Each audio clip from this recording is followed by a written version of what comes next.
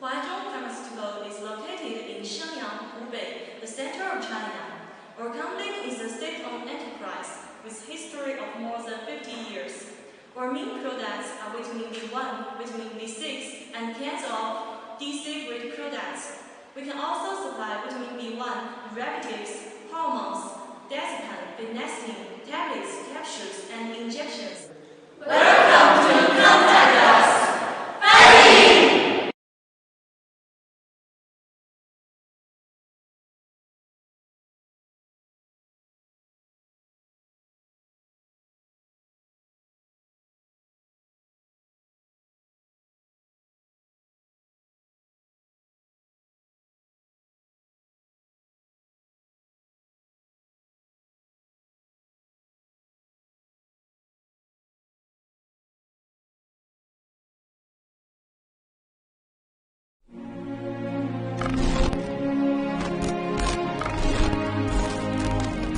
国家药，银保造。新冠肺炎疫情爆发后，银保山新及时响应国家号召，积极履行社会责任，充分运用自身的制造底蕴、产能规模和技术开发能力，为抗击疫情、恢复生产谱写出模具匠人的抗疫三部曲，展现了制造企业的家国情怀与责任担当。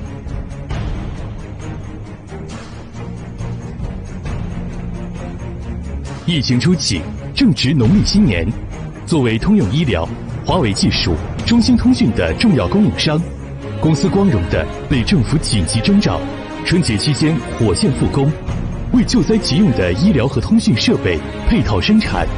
为此，有关员工自愿放弃春节休假，保障公司配套供应的医疗和通讯设备得以火速驰援武汉雷神山医院。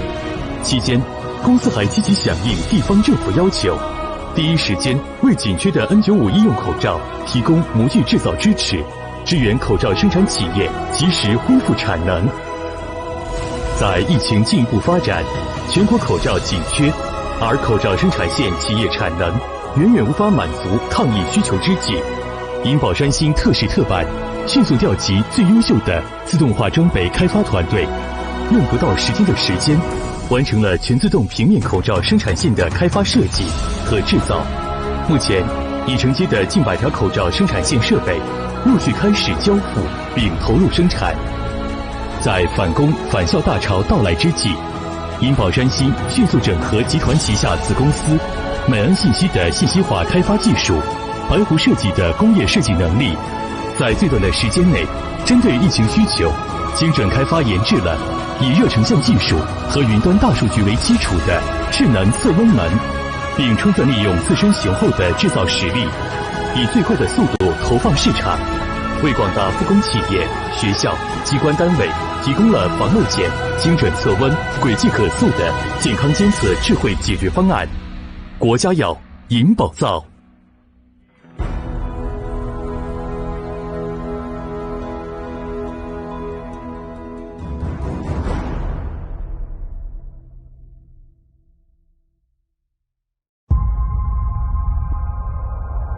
Some changes are just over the horizon.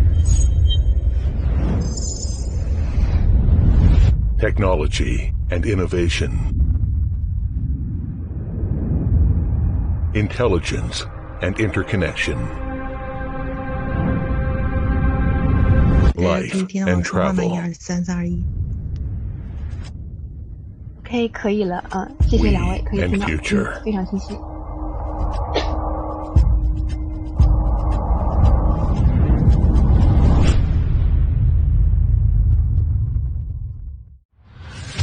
Hello, our VIP speakers, our host, the development of technology brings more possibilities to us, centered in producing large precision molds and covering the areas of industrial design, automobile parts, and intelligent manufacturing.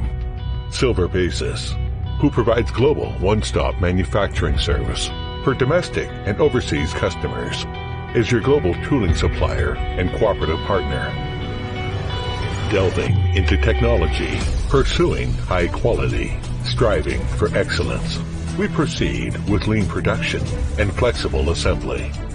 thus forming a complete system for the manufacturing service of lightweight automotive tooling and components, and having a solution to the integration of intelligent manufacturing and on-site delivery. Our products and services have been widely applied to many fields, such as automobile, communication, consumer electronics, smart home, healthcare, and so on. Based in China and facing the world, a global team headed by German experts is set up to perfect the manufacturing process so that a solid guarantee shall be provided for the new high-level global operation of silver basis. Being innovative and exploratory, we have in-depth cooperation with 3 famous universities in China to carry out research of cutting-edge and key technologies in the industry and successfully build 3 engineering laboratories for related research. In recent years, we've been maintaining an industry-leading level in the development and application of semi-solid die casting technology.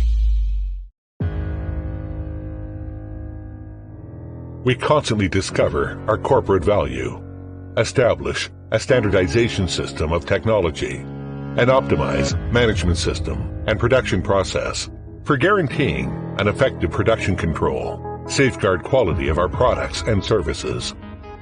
Having an insight into cross-border impact of intelligent vehicles and focusing on our core strengths, we spare no efforts to the research and production of lightweight automotive parts to help automobile enterprises realize the people's freedom of travel. As new technologies emerge, we are keeping up with the pace of the times and dedicating to green manufacturing. We delve into laser etching, metal 3D printing, intelligent manufacturing, and other fields to welcome a new era of industry that is lighter, greener, smarter, and safer. With rich experience in process engineering, we come up with a solution to provide integrated one-stop services for customers from initial requirements to an end product, reasonably controlling and optimizing the efficiency and costs.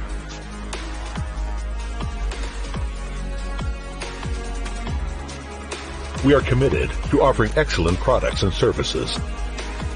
Support from our world-class customers is a strong testimony, as well as the driving force and source of our growth.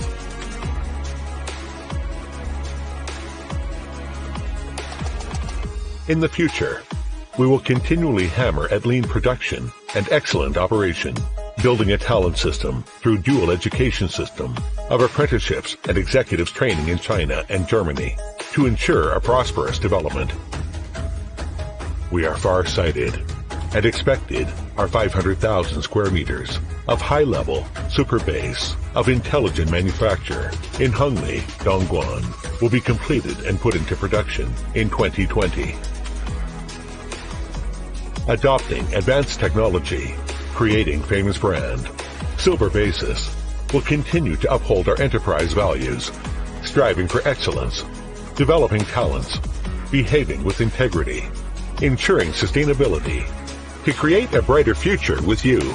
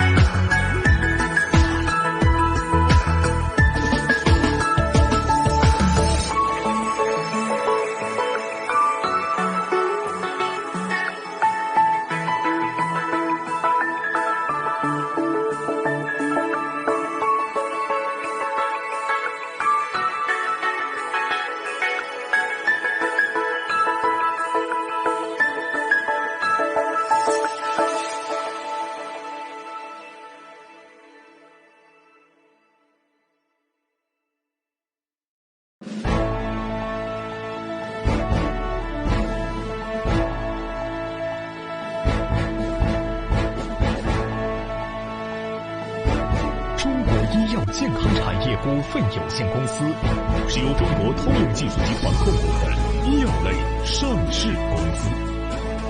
2013年，中国医药以换股方式吸收合并天风药业，并以非公开发行股份方式购买通用技术集团旗下其他医药资产，同时整体托管通用技术集团医药控股有限公司，成为中国通用技术集团发展医药产业的唯一平台。整合后，公司整体实力大大增强，并建立起以国际贸易为特色，以医药工业为支撑，以医药商业为纽带的科工贸一体化产业格局。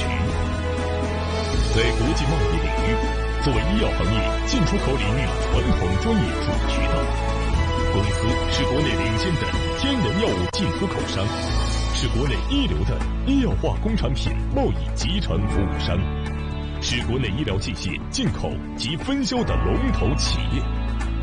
在研发生产领域，公司拥有国内领先的化学原料药研发生产平台，国内先进的特色化学药、现代中药研发生产平台，在抗感染类、抗病毒类药物的研发生产以及甘草及其制品领域处于领先地位。在商业流通领域，公司在华北、华南、华中、华东、西北等地区建立起了以北京、广东、河南、江西和新疆为核心的营销网络体系，覆盖所在区域的绝大多数终端医疗机构。传承历史，延续辉煌，站在新征途的起点上，中国医药将继续以推动行业进步为己任，携手行业同仁，共谱发展新华章。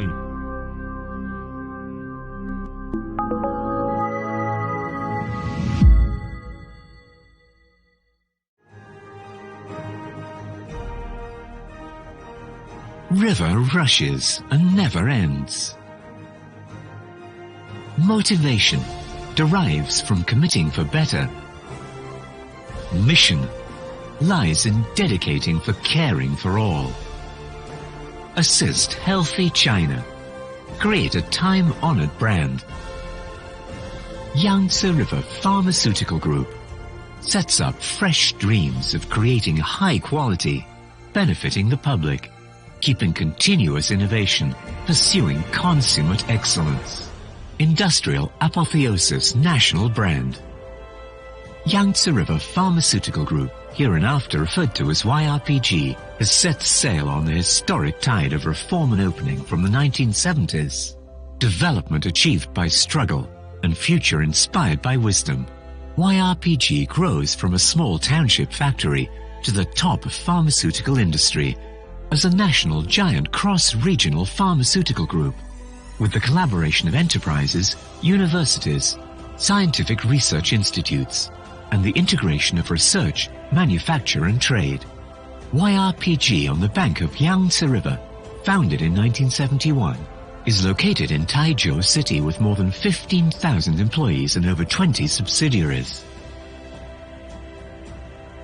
The sales network covers all the provinces, cities and autonomous regions of China, with some products exported to more than 20 countries and regions in Europe, Asia, Africa, South America, etc. Our product mix is optimized gradually from only a few to over 10 categories, covering over 10 dosage forms and about 200 preparations.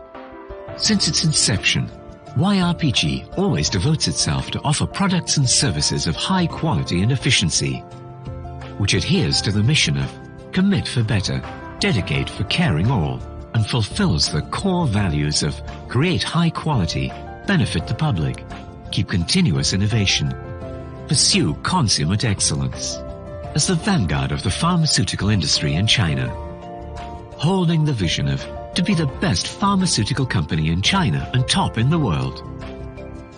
YRPG is forging ahead with its first-class quality and brand in building a healthy China. From 2014 to 2016, YRPG ranked the first place among top 100 enterprises of China pharmaceutical industry for 3 consecutive years. Both value of output and revenue of sales exceeded 50 billion renminbi in 2015. Quality first wins honors. YRPG achieved the double winners of 2016 China Brand Evaluation of Biopharmaceutical Fields, with brand value of 22.84 billion renminbi and brand strength of 953 points. In March 2016, YRPG was honored Nomination of China Quality Award, which is the highest honor of quality field in China, issued by the National General Administration of Quality Supervision, Inspection and Quarantine. In the years of 2007, 2011 and 2016, YRPG won 3 second-class prizes of the State Science and Technology Advancement Award. Yes, In November I think that is okay. 2016, Asia Pacific Quality Organization awarded Global Performance Excellence Award World Class to YRPG for its outstanding performance management, quality level, social benefit, etc. On behalf of China pharmaceutical industry, YRPG attended International Convention on Quality Control Circles, ICQCC, for 3 consecutive years. For the first time in 2015, 2 gold awards were gotten in Changwon, South Korea. In 2016, the first Grand Slam of 5 QC Gold Awards was accomplished in Bangkok, Thailand. And in 2017, a historic breakthrough with 6 Gold Awards was achieved in the Philippines. Famous for its brand value from best in China to globally known, YRPG becomes a powerful forerunner in the national pharmaceutical industry. Manufacture medicines with craftsmanship. Benefit the public with high quality. Brand is the soul of an enterprise, while quality is the soul of a brand. Taking nothing can beat us but only quality as quality spirit. And manufacture medicines for parents, manufacture medicines for relatives as quality culture. YRPG implements quality risk management and control model of Yangtze River Pharmaceutical Group to keep stringent standards on R&D, procurement, production, release, storage and after-sales service for each product. Responding to the government's call of Quality Month activity, YRPG conducts twice a year to enhance the cognition of quality and to improve the quality management. In order to promote total quality management, over 100 QC circles working on R&D, production and quality have been organized to operate activities of quality improvement, process reform and technology breakthrough. More than 1,000 research projects in total have been accomplished. As a result, the amount of first prizes of QC achievements in China pharmaceutical industry is the most for 13 consecutive years. Carrying out FDA and EU GMP management, YRPG integrates with international advanced production concepts and improves quality management with a global vision. As a leader of transformation and upgrading in supply-side structural reform, YRPG builds a smart factory, well equipped with international advanced machinery and quality standards to raise the quality and efficiency of products. So far, 4 workshops have been EU GMP certified.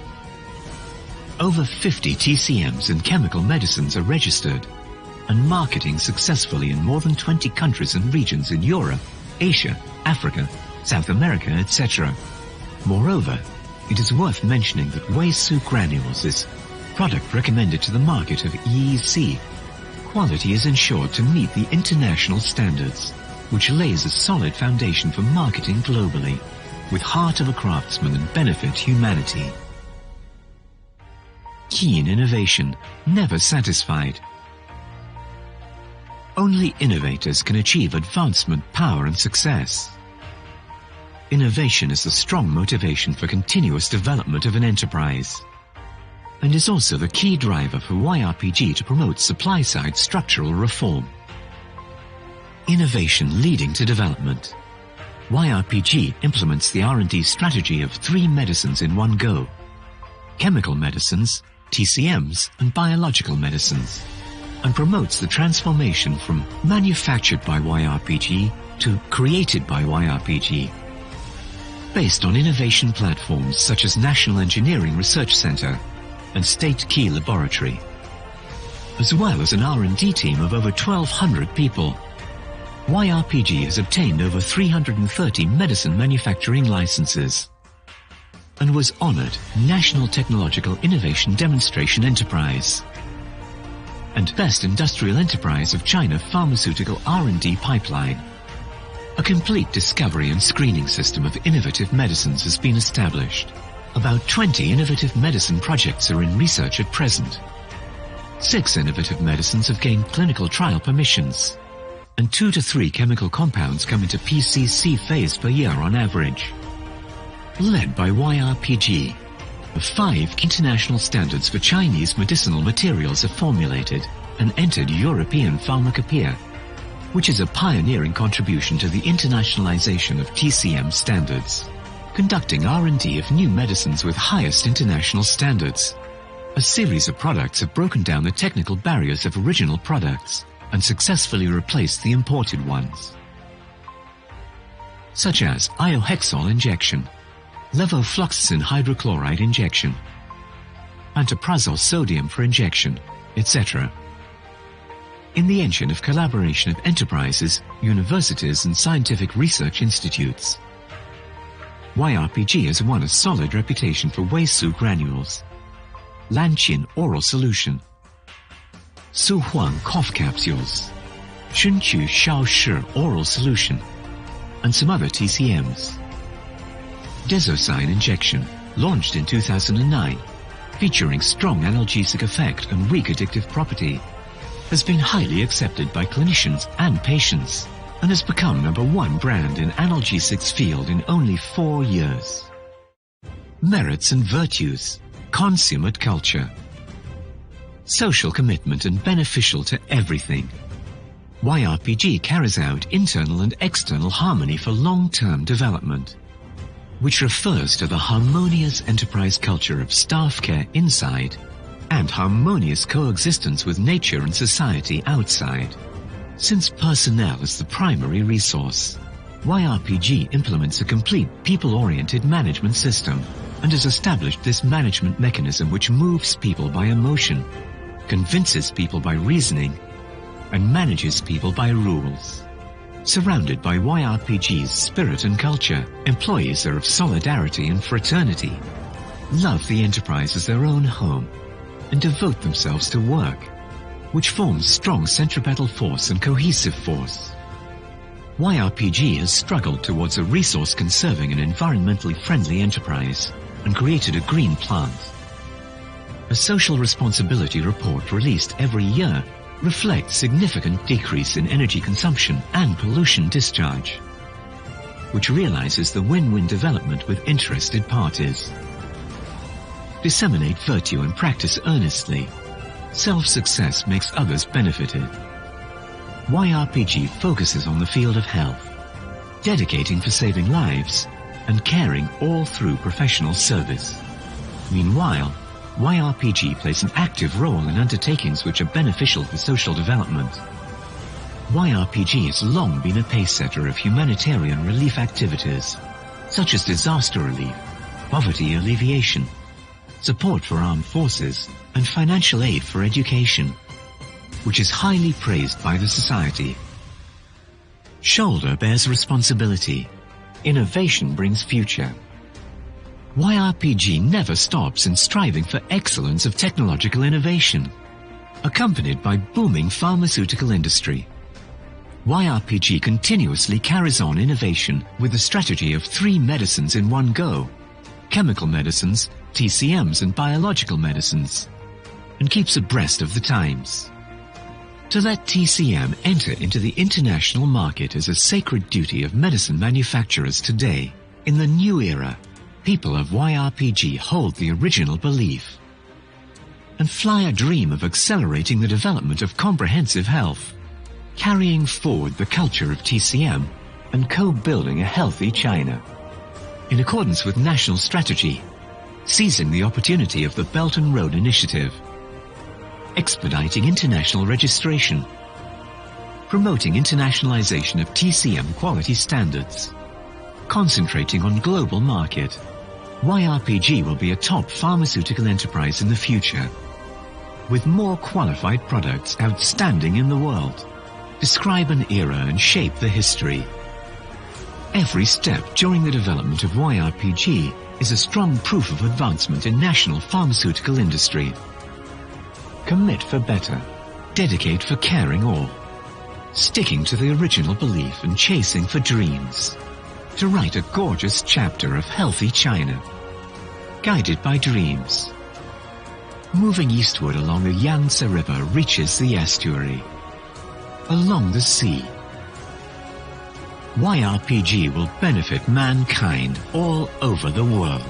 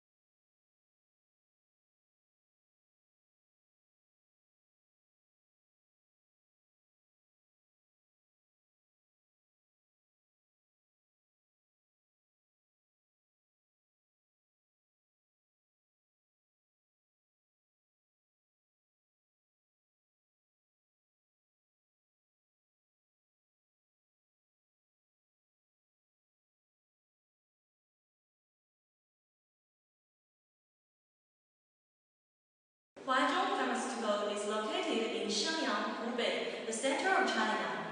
Our company is a state-owned enterprise with history of more than 50 years. Our main products are vitamin B1, vitamin B6, and cans of DC-grade products. We can also supply vitamin B1 derivatives, hormones, desipan, phenestin, tablets, capsules, and injections. Welcome to contact us!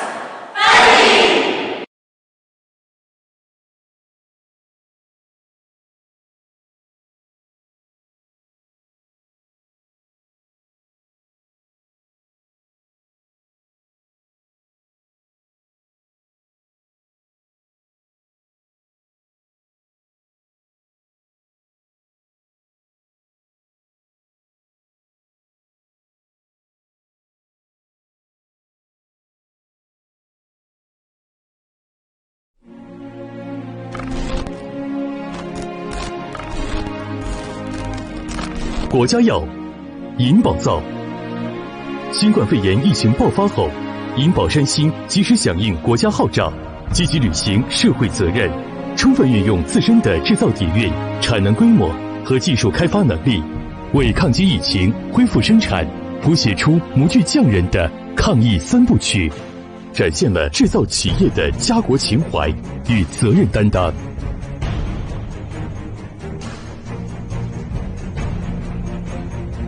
疫情初期，正值农历新年，作为通用医疗、华为技术、中兴通讯的重要供应商，公司光荣地被政府紧急征召，春节期间火线复工，为救灾急用的医疗和通讯设备配套生产。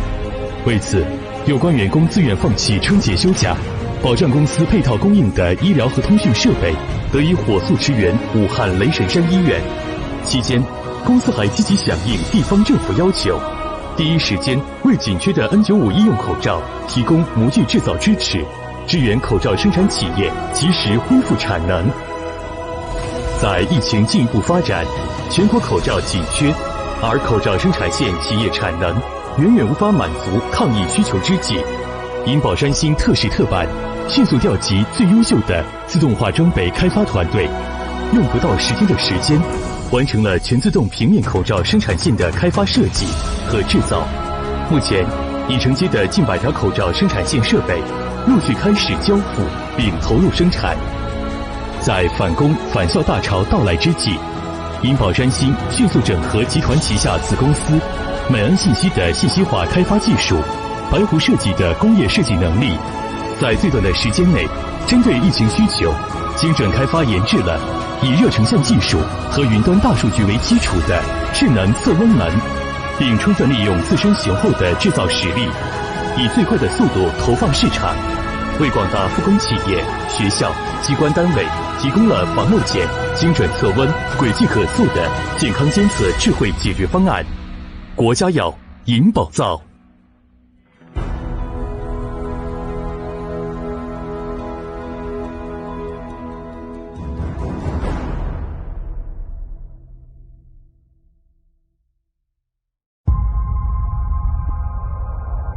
Some changes are just over the horizon.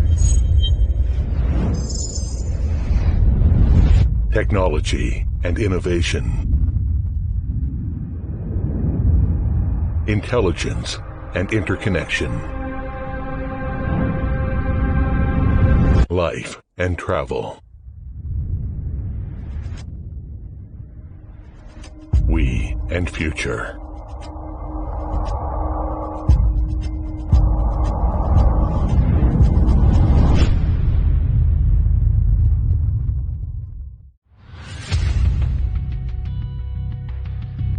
The development of technology brings more possibilities to us, centered in producing large precision molds and covering the areas of industrial design, automobile parts, and intelligent manufacturing. Silver Basis, who provides global one-stop manufacturing service for domestic and overseas customers, is your global tooling supplier and cooperative partner.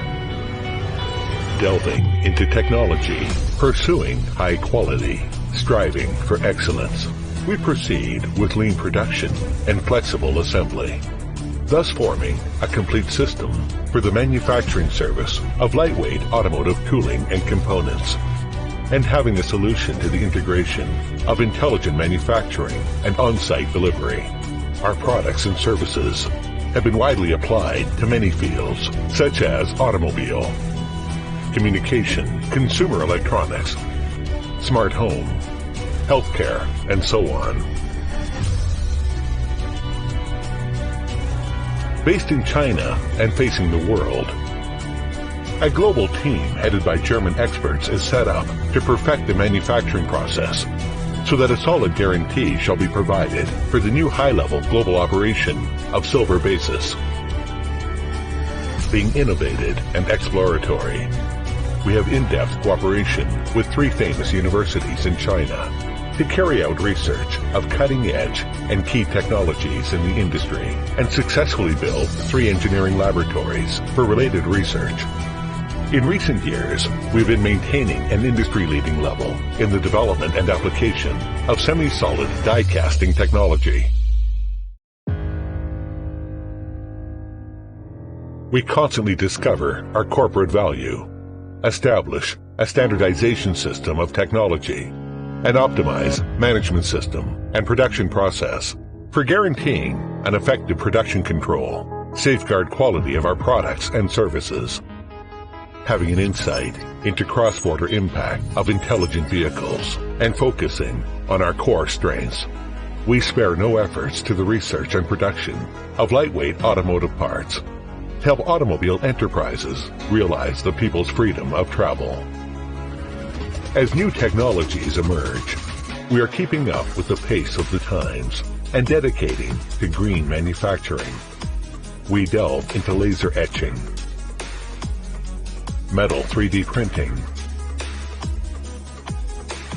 intelligent manufacturing, and other fields to welcome a new era of industry that is lighter, greener, smarter, and safer. With rich experience in process engineering, we come up with a solution to provide integrated one-stop services for customers from initial requirements to an end product, reasonably controlling and optimizing the efficiency and costs.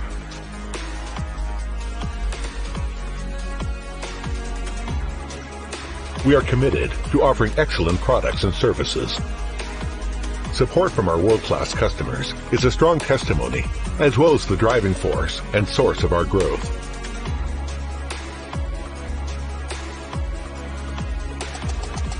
In the future, we will continually hammer at lean production and excellent operation, building a talent system through dual education system of apprenticeships and executives training in China and Germany to ensure a prosperous development. We are far-sighted and expected our 500,000 square meters of high-level super base of intelligent manufacture in Hongli, Dongguan will be completed and put into production in 2020. Adopting advanced technology, creating famous brand, Silver Basis will continue to uphold our enterprise values, striving for excellence, developing talents, behaving with integrity, ensuring sustainability, to create a brighter future with you.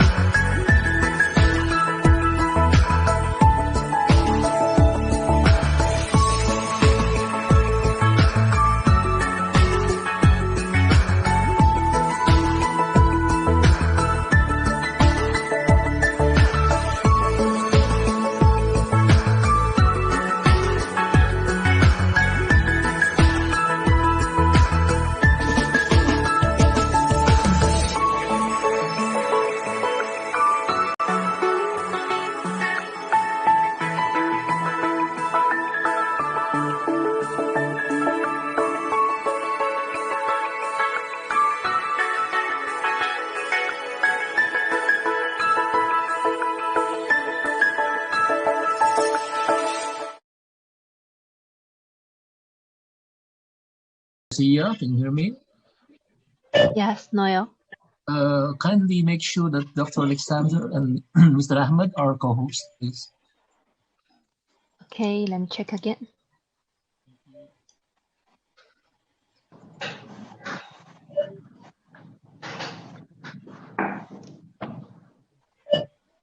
Yes, now our VIP speaker is already with the co-host. So we're waiting for one more speaker.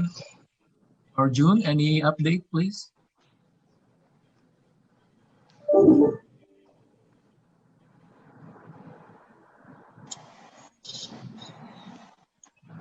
Arjun?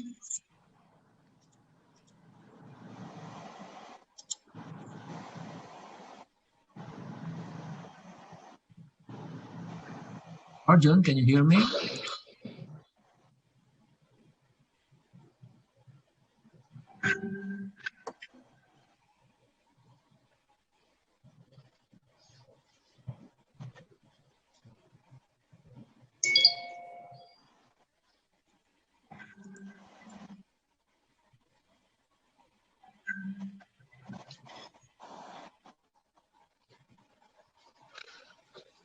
Arjun?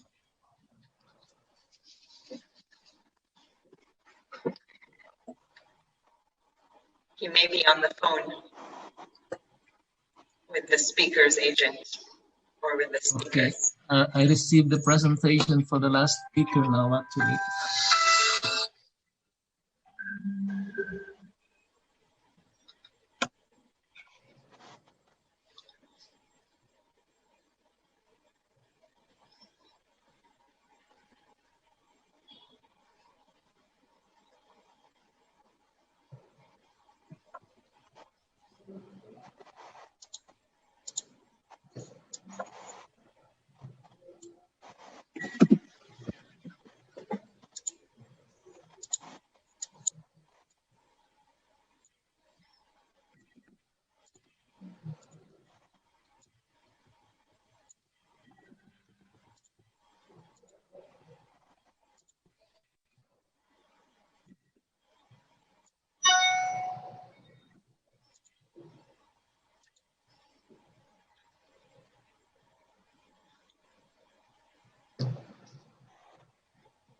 Hello, Arjun.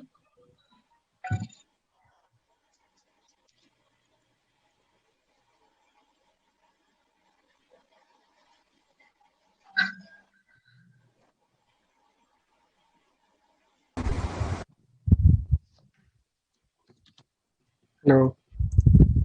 Hi, Arjun. Hi, now can you hear me? Yeah, I just received the presentation of Dr. Chandran. Would you mind to let him play the presentation itself, because we don't have time to incorporate it on the system now? Sure. I'll ask him to play it himself. Please. Yeah. And is he joining, Dr. Chandran? Yes, he's joining. That's what he said. He's joining any minute now. That's what he told. Isn't he here yet? Not yet. He's here. He's here now. Okay. Good morning, Dr. Sharat.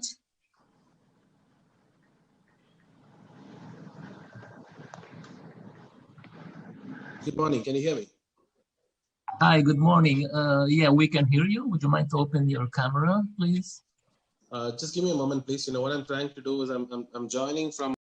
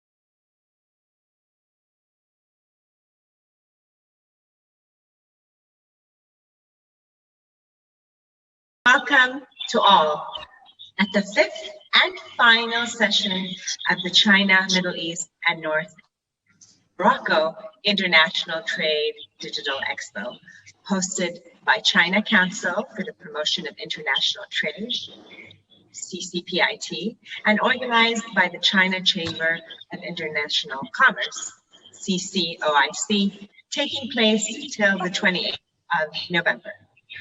I'm going to stop for a moment And I'm going to try and see which one of us is not on mute, because I can hear myself talking back to me. So give me a moment, everyone, please. I'm just going to access the participants and mute the person we can hear. Because can you hear? I can hear some background noise. Yes. Okay, there we go. And here we go. That's better. Isn't that better? Okay, excellent. So let's go back to it. My name is Lara. I'm your host from MIE Events, and it is my pleasure to join you today and for this conference. Now, before we get started, I'd like to point out that we have live interpretation in English and Chinese. Now, I would like to share my screen to show you where to find live interpretation on your Zoom screen if you'd like to use it during the session today.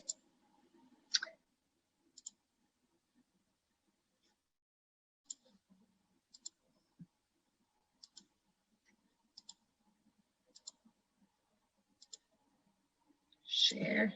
Here we go. So as you can see, this is your Zoom screen.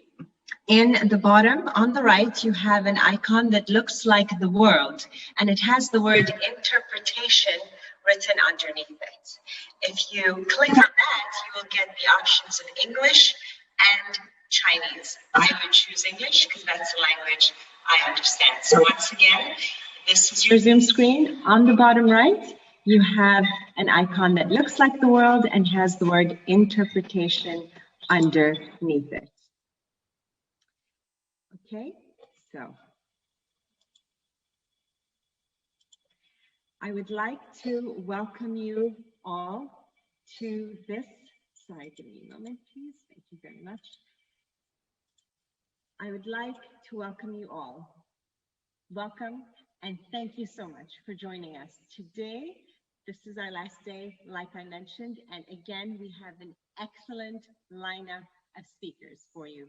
We start the session with a series of 10-minute talks by our guest speakers and end with a Q&A. Please make sure you ask your questions in the Q&A box, which is also at the bottom of the screen, and we will get to them in the end. Also, speakers, please remember to check in the chat box during the course of this conference to see the messages and contact details that our attendees leave for you there. They are eager to make contact with you and chat, so please remember to check in from time to time, and also feel free to respond to them. Our session today is about medical equipment and pandemic prevention materials, and it is a great honor for me to invite our guest speakers.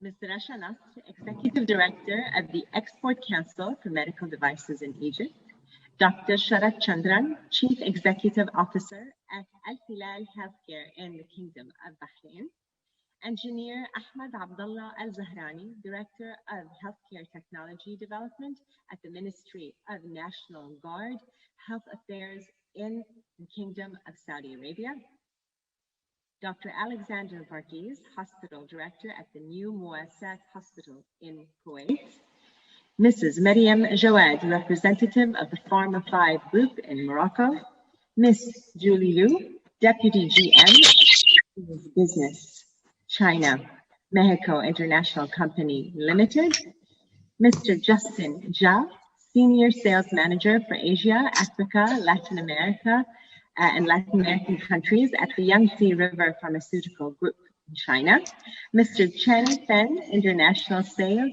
Huazhong Pharmaceutical Company Limited, China, and finally, Ms. Alex Cheng, Key Account Manager of Exports Business Unit at the Shenzhen Silver Basis Technology Company Limited.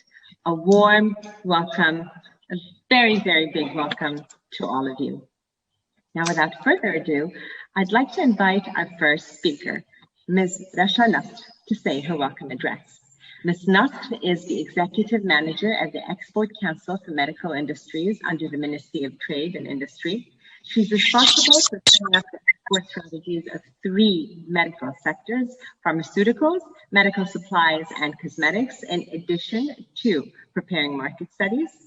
During the coronavirus epidemic, she supported Egyptian companies with their efforts to coordinate with the Unified Procurement Authority and other governmental authorities in order to fulfill local medical needs and to resume the exports of international Egyptian products. Ms. Nasr possesses 15 years of cumulative experience covering government relations, international trade relations, and economic research. رشا نصر المدير التنفيذي للمجلس التصديري للصناعات الطبية التابع لوزارة التجارة والصناعة. Ms. Nasr, you're very welcome. Over to you. You have about 10 minutes. Okay, thank you, Lara. Good morning, everyone. My presentation will be in just 10 minutes, maybe less. I just want to share my presentation with you.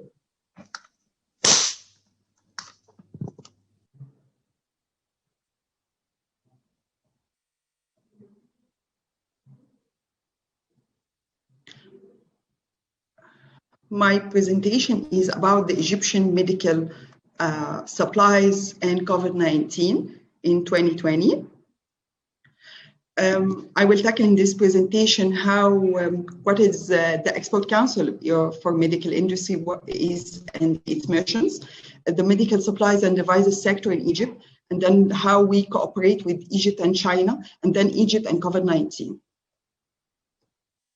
If we are talking about the Export Council for Medical Industries, it's a privately managed organization under the umbrella of the Ministry of Trade and Industry for the promotion of the medical products exports.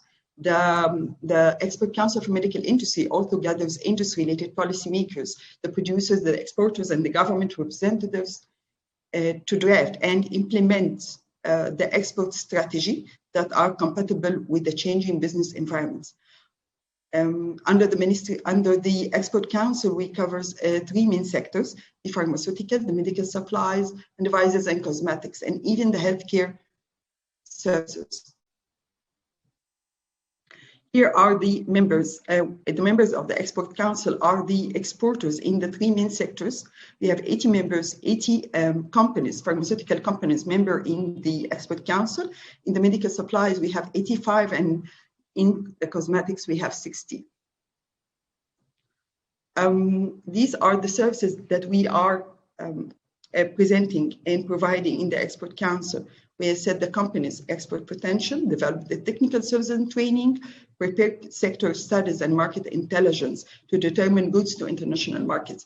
And in this service, we are about to finish our strategy in order to how to increase our exports from pharmaceutical products to the African countries. We also provide export plans and strategies, assist the Egyptian companies to participate in the international exhibitions like Medica. For the medical supplies, we help them to participate in Medica and Arab Health, and in the pharmaceutical and CPHI. We also conduct inward and outward missions, and our last mission was from African countries last October. During this year, we didn't organize any missions, any inward missions because of the COVID-19. We provide information on the tenders and help the companies to overcome any barriers hindering the export process. We are encouraging the exporters in the medical sector to increase their exports to the target markets. Here is the Egyptian medical exports. Here are the total export of the pharmaceutical, medical supplies and cosmetics, the Egyptian medical export to the world. Here are the from 2010 to October 2020. It's $411 US million to the whole world. If we are going to talk about the Egyptian medical supplies and devices in Egypt, the Egyptian medical supplies market is the 5th largest in the Middle East and North Africa.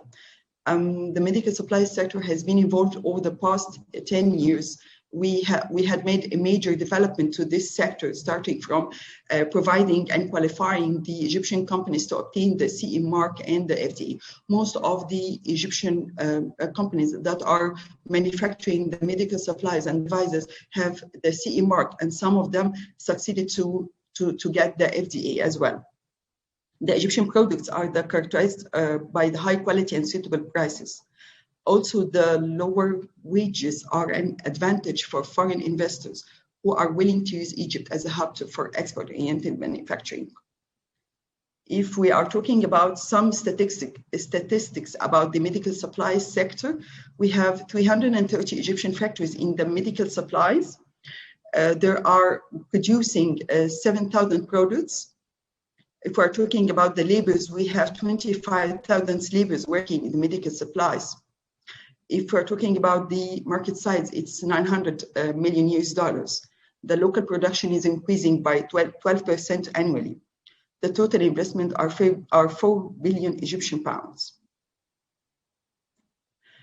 These are how the Egyptian government is promoting and encouraging the medical supplies sector by facilitating the procedures, workshop and trainings, providing plans for regulatory and accreditation bodies, and developing quality standards. Also, the trade agreements that Egypt is signing with most of the countries all over the world facilitate accessing the new markets like Africa, Arab countries, and all these countries.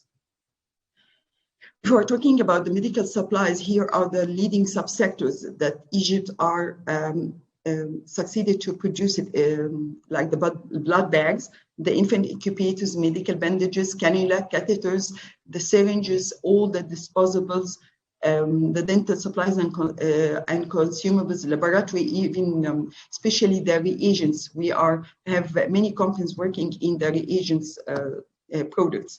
Also the oxygen therapy, the masks, everything. Here are the leading subsectors that we are producing in Egypt.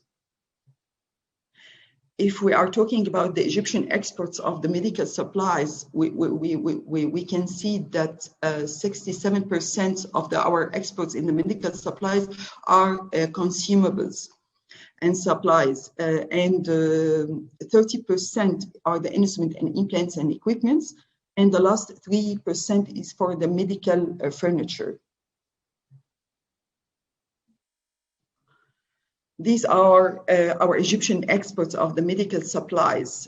You see that we are increasing our exports since 2010. It's $48 million, and then we reached 104 in 2019.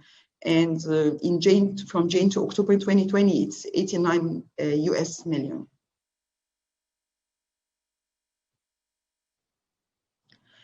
If we're talking about our importing markets, we can see these are the top 20 importing markets to the Egyptian medical supplies. This is according to 2019 data.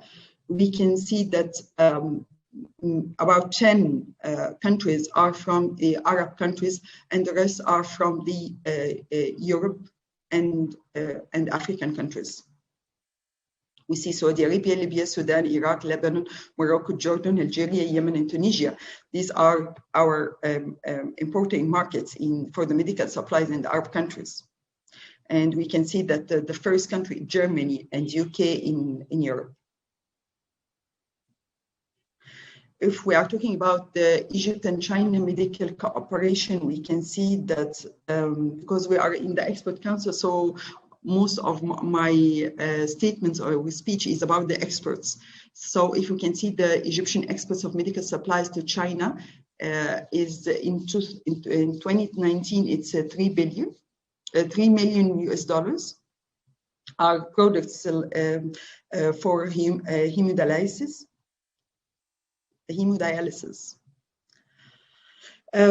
My last part in the presentation, how Egypt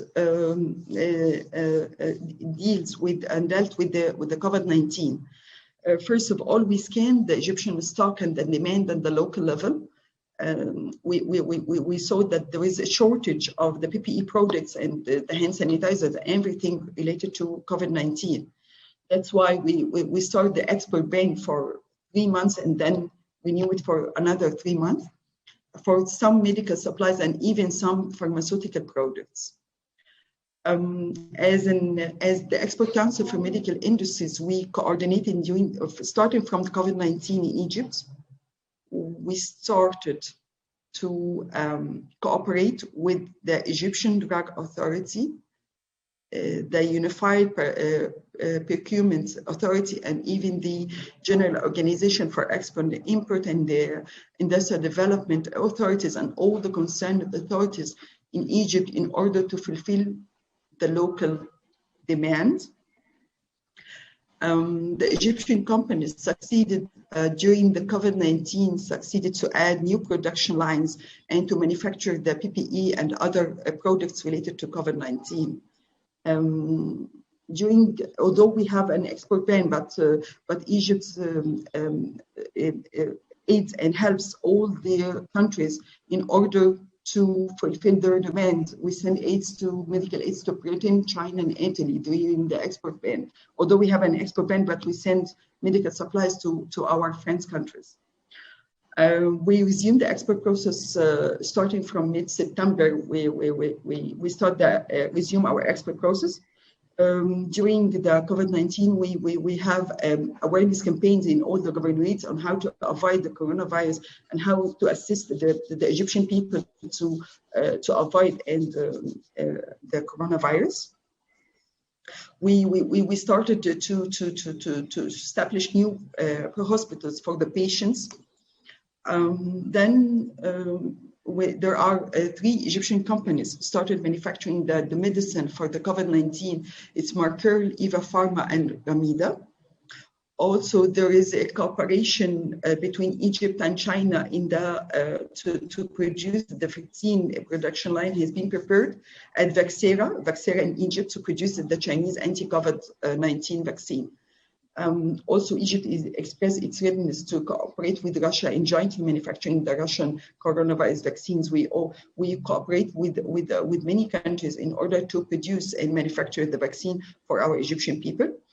Also, Egypt has succeeded in facing the COVID-19 pandemic while also providing basic healthcare to citizens in accordance with Egypt's Vision 2030.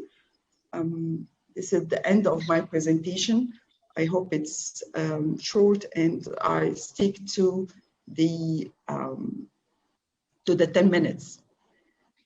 You absolutely did. Thank you so much, Ms. You are most welcome. That was excellent. Thank you. Everything highlighted. Thank you. Thank you. You're most welcome. Congratulations on all your successes during this pandemic time. It's no small feat. Truly, congratulations. Thank you. Now we move on to our next speaker. Our next speaker is Dr. Sharaf Chandran. Dr. Chandran currently serves as the CEO of Al Hilal Healthcare, one of the leading healthcare brands in the Kingdom of Bahrain. His responsibilities include managing P&L for 5 business units, transforming the care delivery model, and making the brand future-ready for newer challenges that will make the healthcare services sector more competitive. This includes the setting up of newer physical units, as well as creating innovative models for easier and quicker access to quality healthcare. Dr. Chandran, over to you. You have about 10 minutes. Okay. Good morning, gentlemen. I'm here to actually talk about guarding the safety of healthcare workers and patients with practical action. So the presentation, what I'm going to talk is completely related to a very practical approach that we have taken and how the COVID scenario has kind of improved our engagement model with our employees and how it has kind of helped the employees to gain trust in the brand of Al Hilal. That's what I'm going to talk about. So, Lara, can you please share the screen, or do I have to do it on my own?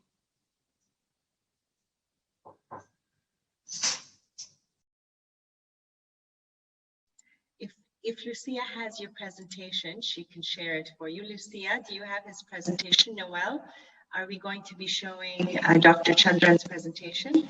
Unfortunately not. Dr. Chandran, we kindly request you to do the presentation yourself because we received it a little late. Is it possible for you to show your presentation yourself, Dr. Chandran? You are muted, Dr. Chandran.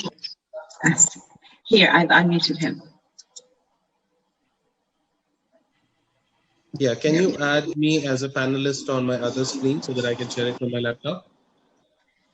Okay, Ms. Lucia, can you please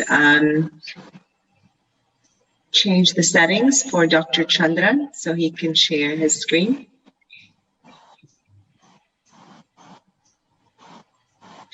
And also a reminder to everyone, please, to mute if you're not speaking. I'm hearing myself back just as I did in the beginning. Possibly you may have two devices. Please make sure one of them is muted. Thank you.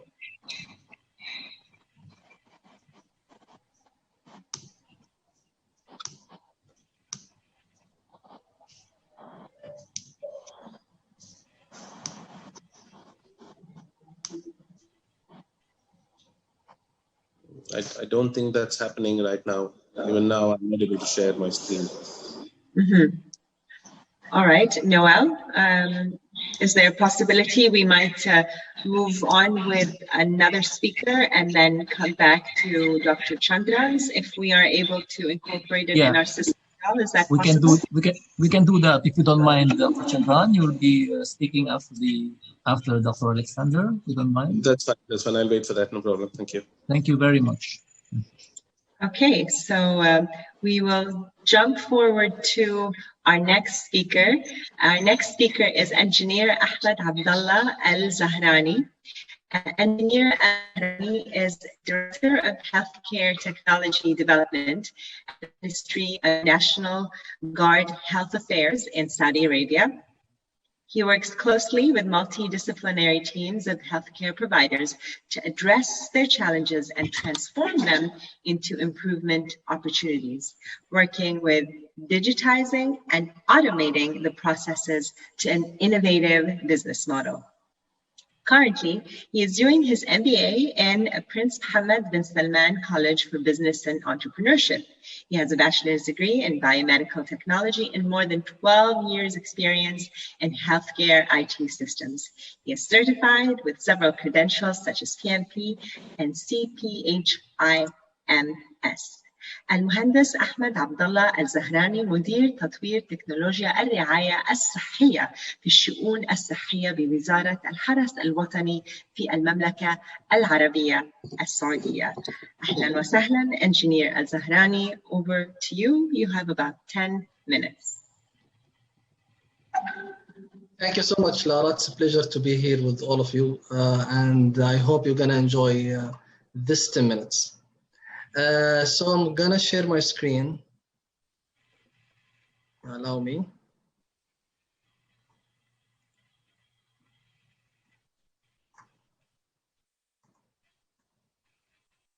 Is the presentation clear? Okay, so let's start. So digital transformation in hospital infrastructure. So what I'm gonna cover in this presentation, just to highlight how it is really important and it is a necessary now, the digital transformation in hospital infrastructure. Yes, we know the hospital always, or the healthcare industry, always late to adopting this kind of things, not like financial or the fintech or this kind of industry that they are adopting new technology. Because of a lot of reasons that we're not gonna cover now, but the main reason is we are taking care of patients and we have to be sure 100% before we are doing any kind of innovations or digital transformation, patient safety is the first priority.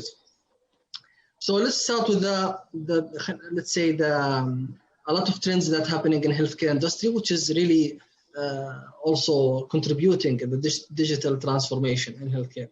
So artificial intelligence, there is a lot of products, a lot of things happening for decision support, especially for diagnosis and for the imaging. Wearable device is more emerging now. It's connected to everything. It's transmitting data for patients.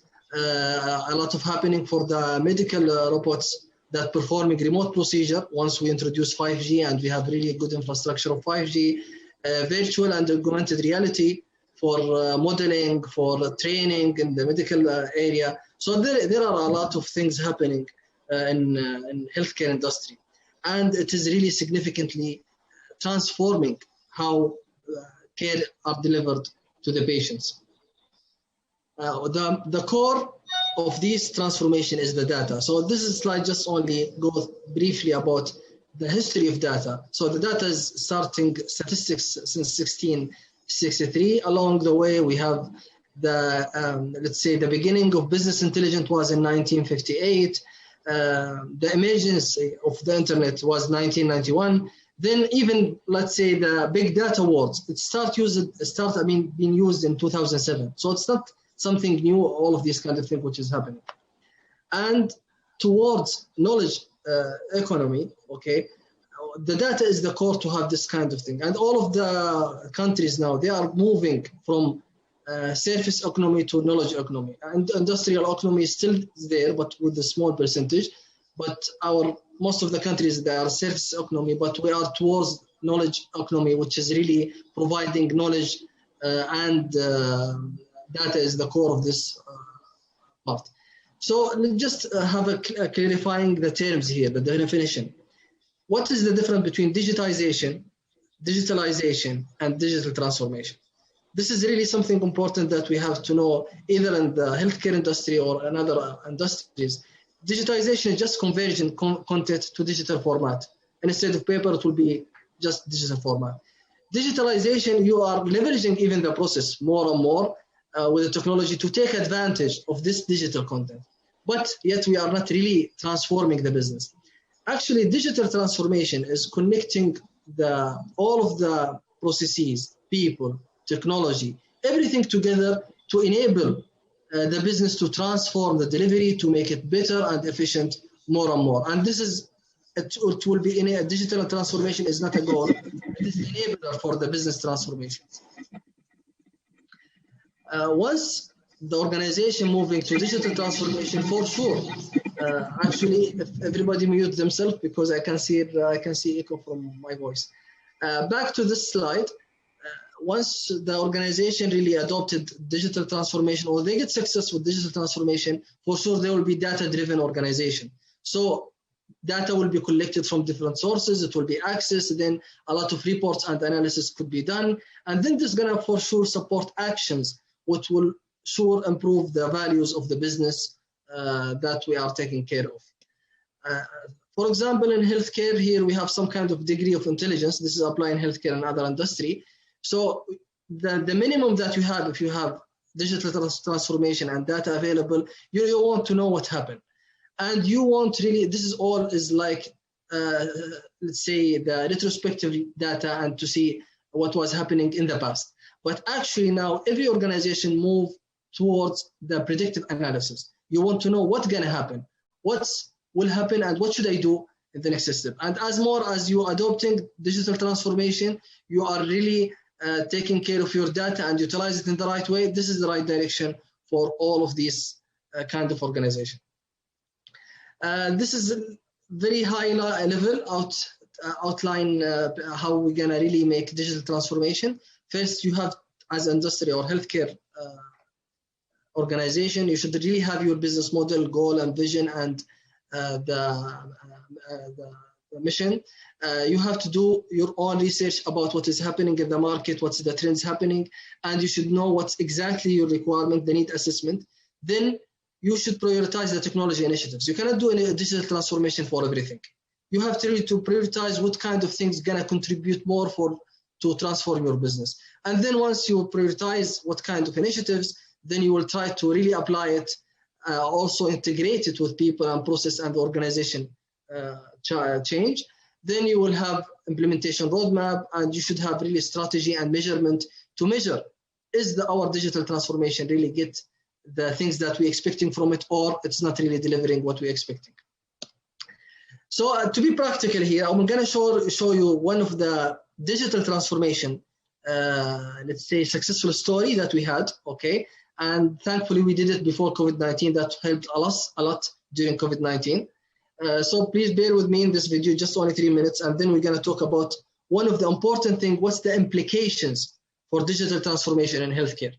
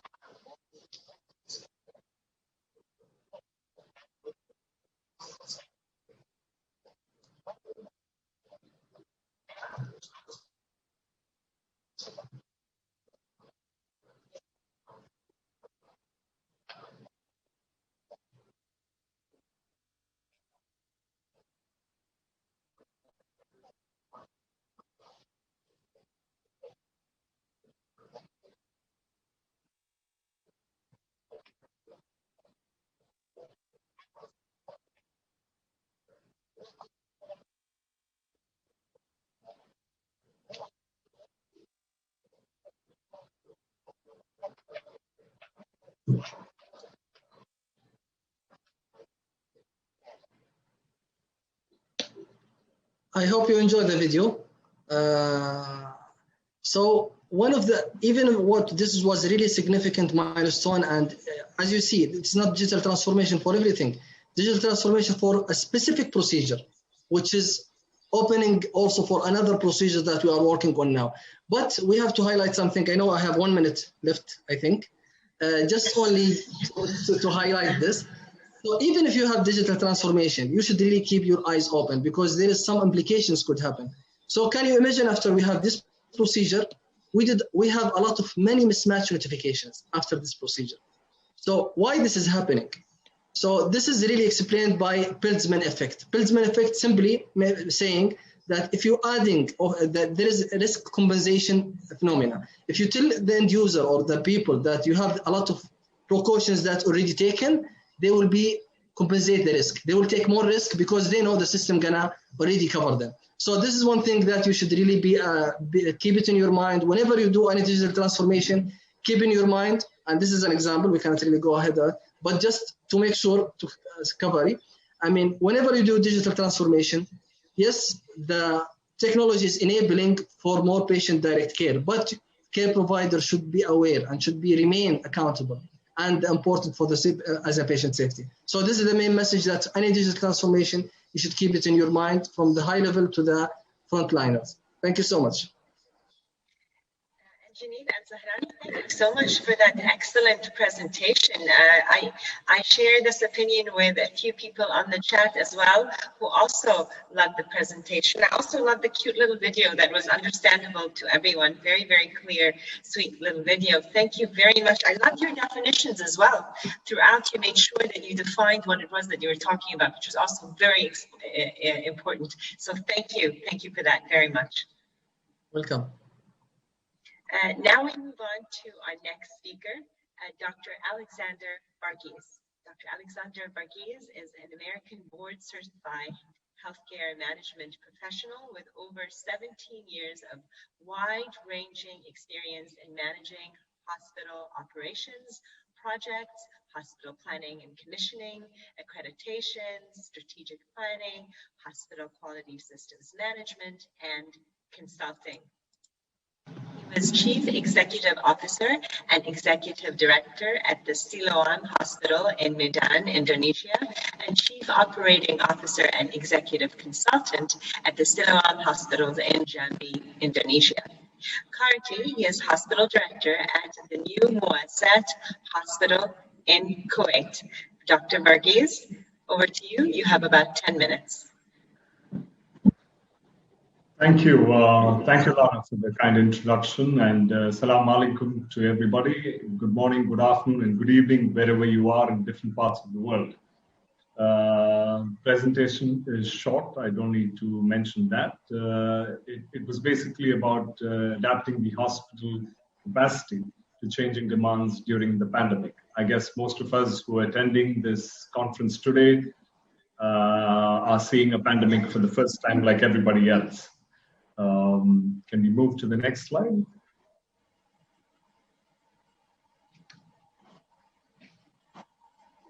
Yeah, globally speaking, with 7.7 billion population across the globe, you can see that a large part of the global population was in and around Asia, which is approximately 60%, and then the rest distributed to other parts of the world. We have seen and have been experiencing that the experiences vis-a-vis every country, vis-a-vis every region, in terms of handling, managing, and controlling the pandemic has been completely different in each area. What is applicable in the Middle East is not applicable in India. What's applicable in India is not applicable in the US, etc. So we see these changes constantly, and it is still evolving. It is still dynamic. You can't say it is fully under control, but yes, to a large extent, I think in the last 6, 8, 9 months, the world has moved ahead in being more stable, more balanced in their approach of how to go about managing. Next slide. In Kuwait, a smaller country, 4.4 million population, with around 3 million expatriates and 1.4 million Kuwaitis here. What is impressive to note that Kuwait has been able to do is that the bed to population ratio has been exceptionally great, and it has been great way before the pandemic itself. 4.4 million population having close to 10,000 beds is 1:450, which is almost close to ideal. Ideal would be 1:200, but this is as good as it can get. They've never had a difficulty with beds, and they were prepared even before. I mean, this is part of the planning of the Kuwait economy and has nothing to do with the response to the pandemic. Next slide. As we moved ahead and the early days in March, you have to understand that every organization has its own leaders, but at the same time, you wanted the country to respond. So the central response generally came from the Ministry of Health, and that is the same across most of the parts of the world, with the other ministries or other industries chipping in terms of the Ministry of Interior or visa, travel, tourism. All of them got in, and this was probably a cabinet decision in most countries, and it is true in Kuwait as well, that the Ministry of Health took the lead in managing or controlling the pandemic. So in early days, they had the government hospitals, the private hospitals playing its part, and then you've got the Ministry of Defense or the public-private partnership hospitals that are available. In the early days itself, they were aware of the bed to population ratio, had asked each hospital to allocate as much as they could in terms of beds. This was, thankfully never used at the private hospital. Each country went ahead and did what worked for them. In terms of Kuwait, the load for COVID or COVID-19 management was completely taken on by the Ministry of Health. What they also helped is by telling the private sector to take care of non-COVID patients. So the non-COVID could go into private hospitals, seek assistance for care and everything else, whereas the COVID response was majorly managed by the Ministry of Health and its associated hospitals. They did play a great leadership role and continue to play, whereas everybody else in their own little entities had to be the follower of sorts. Next slide. You would see that even within each organization or each little entity, you had somebody who had to take the lead in managing their own little space of how they go about managing the pandemic on their own, with guidance and instructions from the Ministry of Health and the concerned ministries coming frequently or almost on an bi-weekly, every day, every week, twice or thrice basis. This was dynamic and it's changing at a pace that most institutions would struggle if you didn't have the structure in place. Infection control teams across most hospitals, including the government, took the lead of managing what they were supposed to manage in their particular unit, and obviously had to balance this with the hospital management, which was concerned of the pandemic and at the revenue implications on that side. Then you've got clinical and non-clinical members who are worried, concerned, scared, scarred by many things that they keep seeing within and around in the media. So what you would see in news every day was scary enough. And then to have your staff to come and work and be ready to get exposed. So the clinical staff, sometimes more knowledge can cause a lot of stress. They're aware of how this can spread, what can happen, what could lead to casualties. So that said, to have a robust team, and I think every hospital, every center did this on their own. They had a team that managed this for their own little entity, and I think most often than not, the infection control team, supported by the management members, took ahead and took the lead. So what the leaders shared from the country's objective was moved ahead and managed as followers by the infection control team. Next slide. You have several of them have their own roles. Even when you are managing a pandemic like this, and it continues to be, that you have a few things that you need to do. So you've got government, you've got private, and you've got laboratories, and all of this is here and stay unless you test and isolate. Now, how to go about getting these facilities set up? Each country has had its own difficult circumstances. So in the early days, I guess most government hospitals in Kuwait had the capacity, had the infrastructure to go about getting the testing to be done in the government. And as they move ahead, they opened these doors to reduce the stress on the government sector by enabling the other players who are capable and who are fit and who have the infrastructure to go ahead and start their COVID testing. Even today, the treatments are done at the government. If you've got a positive patient, it needs to move to the government. This is particular to Kuwait. This may not be applicable. I know in Dubai, my colleagues have handled COVID-19 in their private hospitals. The bed to population ratio there is completely different, and therefore they had to come up with their own strategy, which is slightly different from what probably Abu Dhabi did at the same time. So if you look at each country, each region, they had to test and isolate and then find their own mechanisms to see how the private could chip in or the government could chip in, and how the additional laboratories could chip in testing and ensuring that the testing was available as much as required. Next slide. This and the whole outcome, as we look at, when you look at the leaders and the followers, and then what the roles, globally speaking, everybody's only concern was to ensure that we have a healthy community. You want to have a workforce and the citizens being confident, comfortable, and being able to get back to their routine activities of daily space, which is a healthy community. Now, to get the healthy community, you have to educate and enforce compliance, which many countries did in their own little ways. You had to offer treatment and aftercare, which was done and is being done continuously. And then you had to provide for testing and isolation.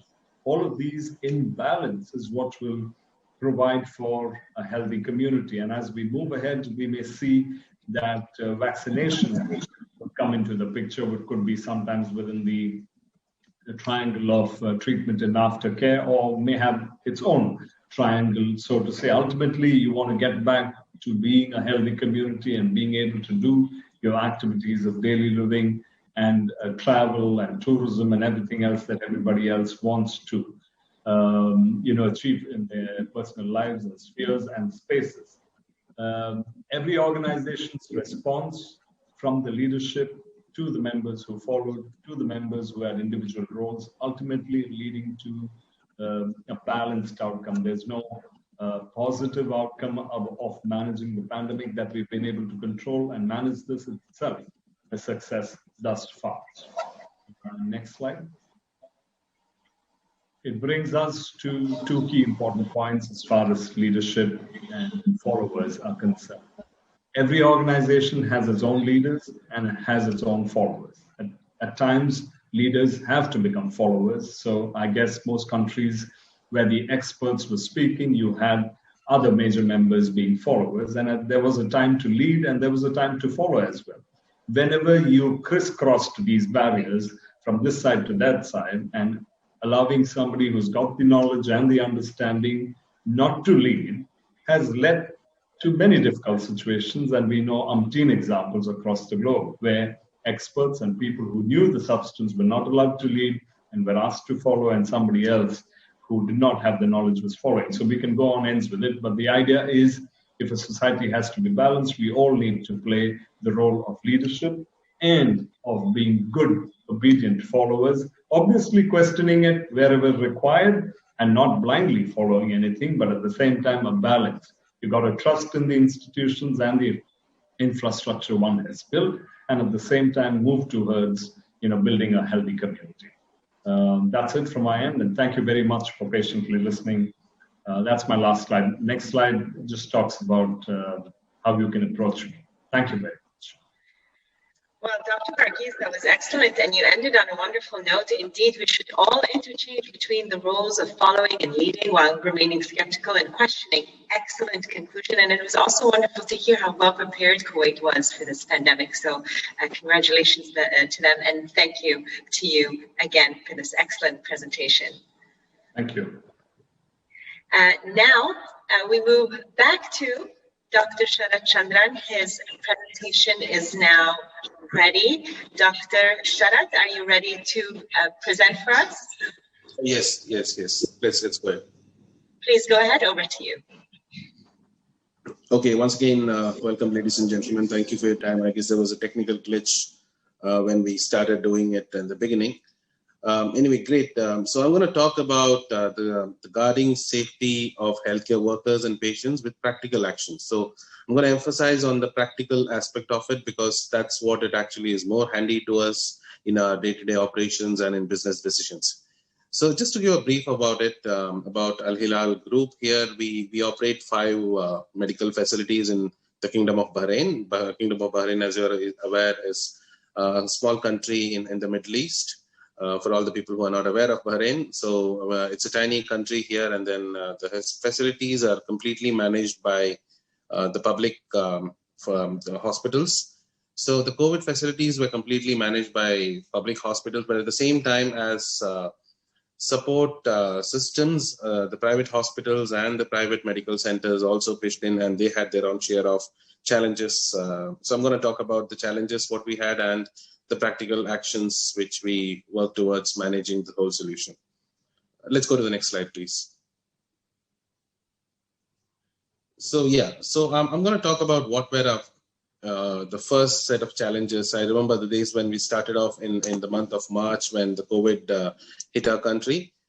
So we have 5 facilities and we have an employee strength of 600 with a daily outpatient load of 2,200 plus. When you say 2,200 plus outpatients, we are looking at least 3,500 plus of footfall because they wouldn't come alone. They would probably be walking in with another set of couple of people. So it was a whole lot of people which we had to manage. And that was our main challenge as to how do we reduce the load and at the same time make sure our employees are taken care and the patients are given the best safety and sanitary precautions are taken care. So let's go to the next slide, please. Yeah, now we have the operational challenges. What we faced was we had multiple entry points across our hospitals. As you know, hospitals wouldn't be just a one entry and a one exit part. There will be an employee entry, there will be a patient entry, there will be different entries for probably for the ER, there will be a different entry for, let's say, a pre-employment checkup. So these kind of things would always be challenges. And as a hospital where accommodation is also being provided to the employees, being nurses or doctors or other paramedical employees, there were accommodation facilities and these were all fragmented. These were not like completely at one place, so we can actually control the inward and outward movement.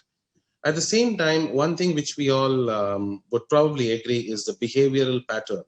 The way this pandemic has kind of created the thought process in different people, because not everybody would start thinking in their own direction. So there would be a doctor who would have planned for a vacation. There would be a nurse who would have want to attend an event back in their home. A lot of things were actually getting confused. So they weren't sure about how to fly back to. They would have been ailing dad or mom back in their home country. So all these things kind of created a different behavioral pattern in employees too. So that also was something which had to be addressed as a core of an issue. And as you all know, the rest of the world, we had the same problem of availability of PPEs and sanitizers too. So these were the predominant operational challenges which we had in terms of managing patients as well as managing employees. Let's go ahead. The next slide, please. Yeah, so how did we as an organization look at the solution pattern? So we looked at it at a 4-point solution to it. At the core of this was the regulatory body. So Bahrain, as managed by the regulatory body here, is National Health Regulatory Authority, which is NHRA in Bahrain. So this is the regulatory body which kind of mandates what's the kind of protocol to be followed, what's the kind of regulatory inclusions, all those things needs to be managed by NHRA. So we kept NHRA at the core of our solution matrix, and we kind of actually try to figure out how to solve this problem. So operationally, what we tried was we kind of reduced the entry points into the hospital. So we said, okay, hey, look, we might have a different entry for an emergency. We might have a different entry for an outpatient clinic, and an inpatient rooms could be different, but we are going to open up only one area. And then what happens? Everybody walks in through that area and walks out through another exit. So we are not looking at people coming in from fragmented entry points. So that's something which we wanted to solve it. And that kind of actually helped us in controlling the crowd and making sure that each person entering in is triaged properly. There was a visual triage, there was a documented triage too. And at the same time, there was temperature monitoring, everything. But at the same time, we also had this thought process at the back of the mind that, not all cases were symptomatic. There were also asymptomatic COVID cases. To handle this, what we did was we kind of broke the team. As an organization, we always talk about getting the team together, but we kind of, at this pandemic, made us realize that sometimes you need to actually act differently from the regular routine. So we broke the team. So we broke the team into 3 different teams. So every team would work for extended hours. For probably if the working hours is 8 hours, now we would probably request them to actually work for 12 hours or 14 hours. And then what happens? They take 2 days off. So if a set of patients come in and then they are found to be COVID positive, that set of people don't get exposed to the other 2 groups. So in the whole process, what happens is the restriction, if you have a positive case coming in, then we don't get them exposed to another set of people. So you don't have the entire hospital being quarantined, or the workforce being quarantined. So that's something which we could actually be successfully able to manage it. The other thought, what we did was the bubble model. So when I say the bubble model is every set of employees would actually be grouped together. Now you have a set of doctors and a set of nurses, everybody, and then their families would also be staying. So we make sure that they don't get exposed to another set of people. So they kind of do, we created self-help groups. So they kind of interact only towards the family members, in terms of grocery, in terms of support outside, everything, they would not be looking at getting exposed to an external environment other than the bubble that we have created for them. So this actually helped us in controlling this a lot. The other thought was the inclusive strategy, what we followed. Now, when I talk about the inclusive strategy, what really worked is we are the first healthcare provider in the kingdom to partner with large corporate organizations to set up their isolation facilities. We partnered with hospitality industry. We kind of picked up hotels which were non-functional because of the pandemic. So we kind of converted them into isolation centers. So the advantage was we were looking at a set of our own employees going and supporting the rest of the people. At the same time, we make sure that we cater to we kind of support the government in making sure that the COVID scenario is actually taken care of. The other thing what we did was, the rewards and recognition. So I strongly believe every action will always motivate an employee towards giving in that extra bit. And this is exactly the time when we wanted something to be extra to be done. So he created rewards and recognition models. So when I talk about rewards and recognitions, PPEs were given, sanitization was done. But right now, it's that particular individual, that particular employee to make sure that he follows the protocol at every step. But if he fails to follow the protocol, what happens is somewhere one particular individual patient walking in could actually infect a lot of other people. So what we did was we started with monthly rewards program and weekly reward programs. So if a set of people, let's say the emergency department of one of our unit has been able to make sure that none of them were actually tested positive, because we did weekly nasopharyngeal swabs for everyone. So if none of them were actually tested positive, that means they were following the strictest of the strict infection control protocols. So they definitely have to be rewarded for that. And we created reward systems so that we made sure those people who were handling the patients were always safe. So that's one big a change in protocol which we kind of brought up, and it actually helped us a lot. Let's go to the next slide, please. Okay, great. Now, what needs to be looked at is, when we do all these things, we're looking at kind of bringing in a positive outcome to it, right? So the outcome was the Kingdom of Bahrain. Most of the management of COVID was done by the public hospitals, but we, as a hospital group, we managed 3,000 plus positive cases internally. When I say that the partnership models which I spoke about of partnering with other hospitality industry taking over hotels and partnering with certain large scale conglomerates and making sure that their employees are taken care and managed. So we are probably the pioneers in bringing this system working in Bahrain. And we also made sure that every frontline worker had a weekly swab. And this was linked to the rewards mechanism.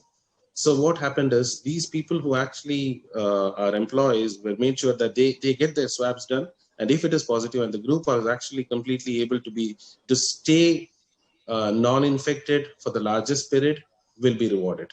So this actually helped us too. That's the outcome.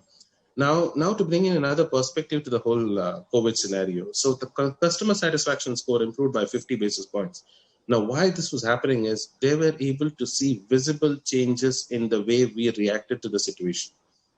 Every patient who walks in would actually see that there is sanitization happening.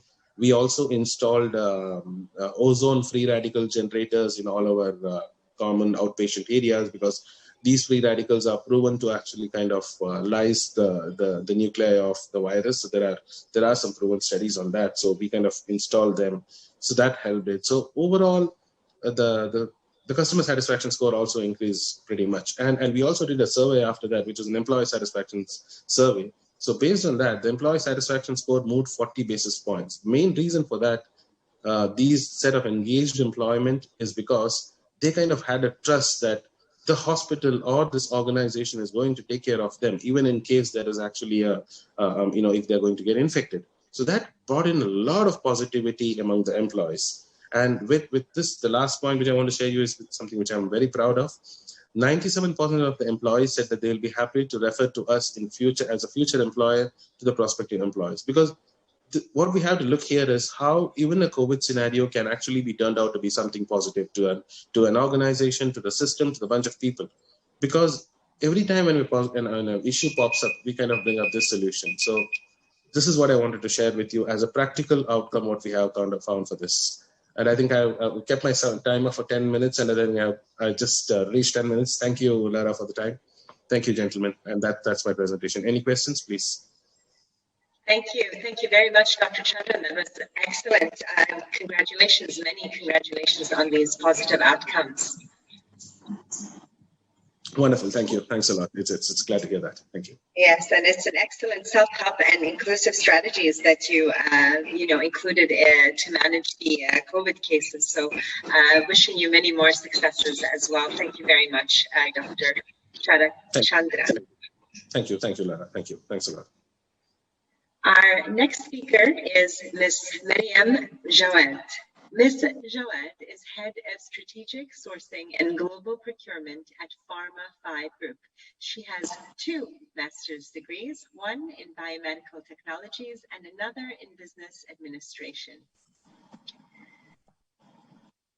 Excuse me for a moment, please. Thank you. She joined the Korea Trade Investments and Promotion Agency as market consultant in 2007, then started the journey into pharmaceutical industry in 2008 by occupying several positions in development, procurement, business development, and global sourcing. مريم جواد رئيسة قسم التوريد الاستراتيجي والمشتريات العالمية في مجموعة Pharma 5. Ms. Jawad, over to you. You have about 10 minutes. Thank you, Lara, for introduction. Hello, everyone, ladies and gentlemen. I'm glad to exchange with you through this session dedicated to medical equipment and pandemic prevention. I'll share my presentation. And I'm going to talk about the impact of this pandemic okay,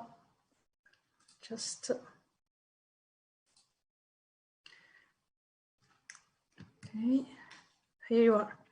Okay, so I'm going to talk about the impact of this pandemic on the global pharma supply chain as it was specifically affected.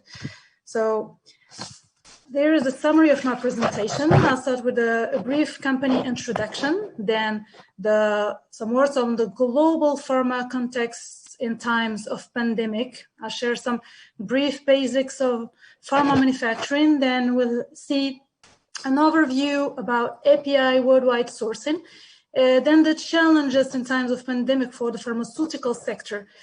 At the end, I'll share the experience of Pharma 5 in times of pandemic and how we could overcome this situation. Brief company introduction. So Pharma 5 is a leading pharmaceutical company in Morocco with a global presence in more than 40 countries, with a portfolio of more than 400 products and 1,500 employees. Our state-of-art factory is approved by the GCC and the Saudi FDA, and there we develop and produce more than 99.9% of our products portfolio. Our turnover is around $120 million per year, and the company is the first producer in volume of pharmaceutical formulations in Morocco. So I'll move to the global context in times of pandemic, and I will start with some basics regarding pharmaceutical manufacturing. So actually the pharmaceutical manufacturing supply chain involves 2 main stages. The first is the production of active ingredients, APIs. These are the key parts of a drug which produce an effect. Such production is chemical intensive and involving reactors for drug substance manufacture. The second phase is formulations production. So substances known as excipients are combined with APIs to turn a drug into a consumable form, such as a tablet, liquid, capsule, cream, ointment, or injectable product. Actually, for more than a decade now, China has been the largest producer of APIs in the world. The US, Europe, and Japan produced 90% of products' APIs until mid-90s. But now, it is estimated that Chinese manufacturers make more than 40% of all APIs used worldwide. India is the second largest API producer after China, but depends on Chinese factories for some starting materials. This is China's best partner for APIs. So as the COVID-19 pandemic continues to take a toll globally, came concerns about supply of medicine. With long queues forming outside pharmacies, shelves were emptied of paracetamol products, fueled by worries there will be soon none left. And it put a sharp focus on the global nature of modern supply chains and how things are where things are actually made.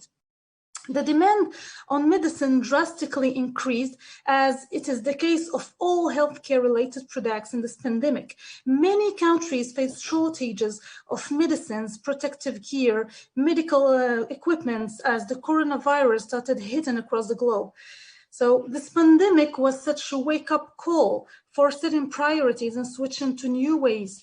And for some countries, actually, they realize more than ever how they should develop and promote domestic manufacturing. So stocks are also affected globally by the decrease of activity of suppliers. So because they are applying some distancing rules with limited shifts and punctual lockdowns as the COVID-19 cases appear in factories, in addition to some lack of starting materials due to the whole pandemic situation. And also during the lockdown, things got more complicated with the freezing of all overseas transport means. So very few air companies ensured some flights and only to transport extremely essential items, which led to increasing costs for all transportation means.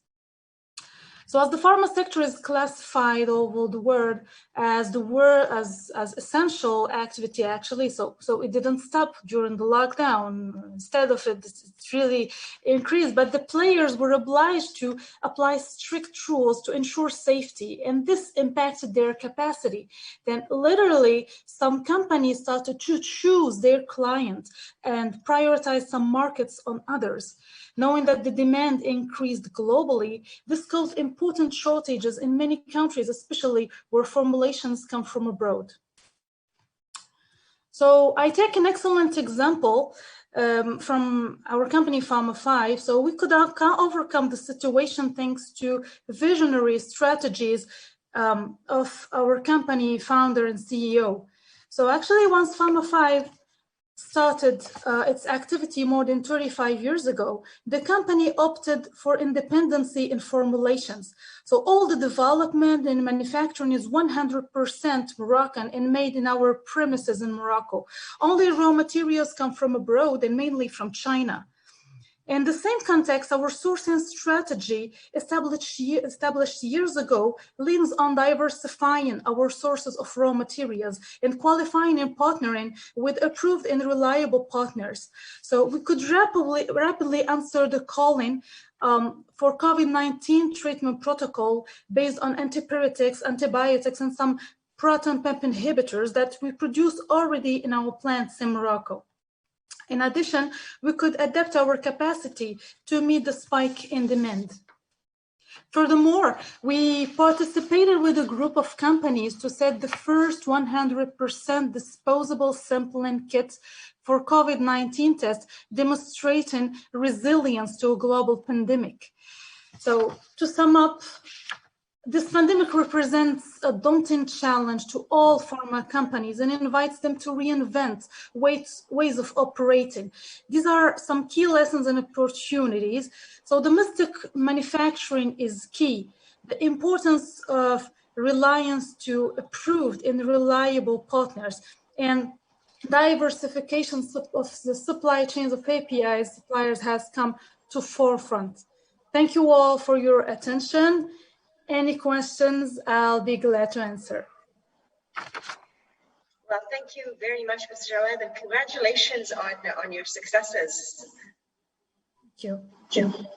Thank you. And yes, thank you. And as Ms. Jawad said, she will be available for questions, and all our speakers will be available to answer your questions at the end of these talks. So if you haven't asked your question already, there's a Q&A box at the bottom of your screen. You can access it to ask your questions there. We move on to our next speaker. Our next speaker is Ms. Julie Liu, Deputy GM of Overseas Business, China Mexico International Company Limited. Welcome. Over to you, Ms. Liu. You have about 10 minutes. 你好。好的，谢谢。可能会到10到。Thank you very much. I might take about 10 to 15 minutes, if I may. China Mexico Company to everybody. And the China Mexico was founded in 19.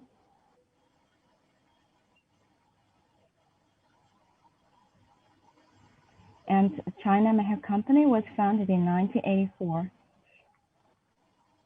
Which is a state-owned medical enterprise and is listed on Shanghai Stock Exchange as a traditional main channel in China for medical import and export. China Mexico maintains forefront position in international trade and special competition and government projects.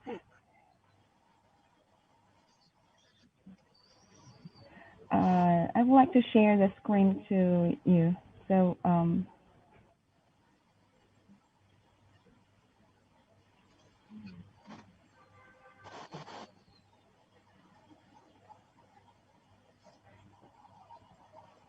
主持人，不好意思，怎么我现在看不到我这边要分享的呢？要不您这边分享一下我的 PPT。Sorry, I can't share my screen with the audience right now. The organizer, would you please help me with that? 对。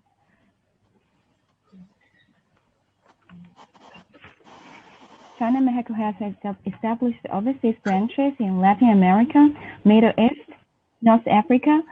The business scope covers more than 50 countries and regions.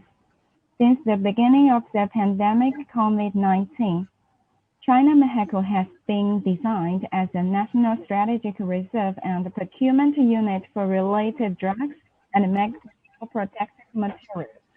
And it is also the main force in international cooperation in the fight against the epidemic.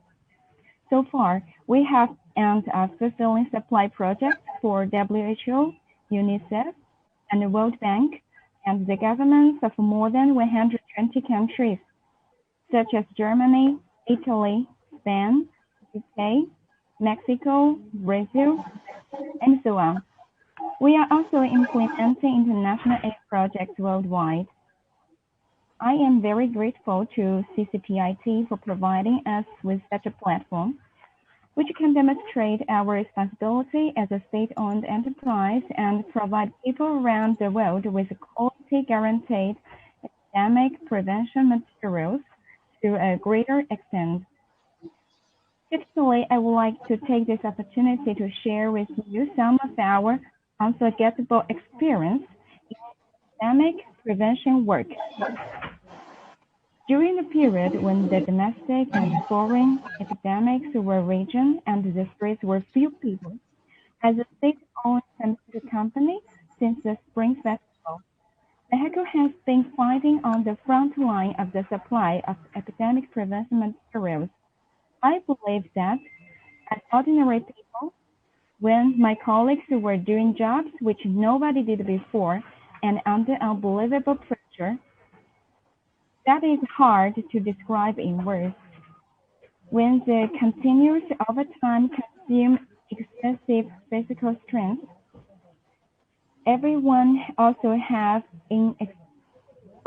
worries, but everyone has no time to think about it too much They can all practice their mission and responsibilities with passion.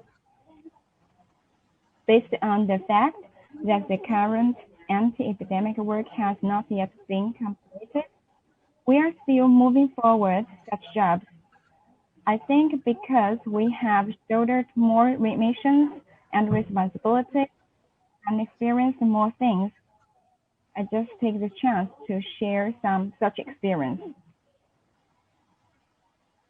On January 20, 2020, Mexico immediately launched the emergency plan for COVID-19, requiring its subsidiaries of international trading, pharmaceutical commercial, and pharmaceutical industrial to state emergency plans. From production, procurement, to logistic distribution, are all get ready with the whole system and the whole process to face such challenge. 3 drivers in the logistics center of Yongzheng Company were replaced without changing vehicles. 2 drivers from Hubei traveled from Wuhan to Zhengzhou and then back to Wuhan. Hubei vehicle calmly crossed the foggy area and on Anya Expressway encountered a highway blockade. With emergency coordination and successfully opened the Green Channel. In 19 hours, 1,200 kilometers, a batch of life-saving medicine was delivered to Hubei area in time. In the rear base camp, the overseas procurement team of Mexico opened another battlefield. The Vice President of Mexico leads the team members to implement 24-hour duty without any country or time difference to ensure that no batch of materials or any source of supply is missed. On February 19, President of Mexico, as the deputy leader of the emergency leading group, led the working group to retrograde to the front line of Wuhan. In March, the domestic epidemic situation had been under control. Since then, Mexico has bravely assumed the responsibility of a state-owned enterprise. On the basis of ensuring the domestic epidemic prevention needs, it has given full play to its professional advantages in international trade and continue to help the international fight against the epidemic. Virus epidemic prevention materials have been sent to Russia, Brazil, Croatia, Ethiopia, Fiji, the African Union, and other countries and international organizations. 麻烦把 PPT 往下翻译。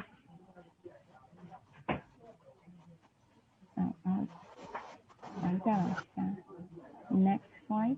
Yeah, this is a photo to showing the jobs we have done during this period of time. In order to control the quality from the source, Mexico transferred personnel from affiliate, industrial, and commercial enterprise, and dispatched them to factories after training to control the quality management of the product production process in real time on site, and hired a third-party well-known testing agency to check product quality.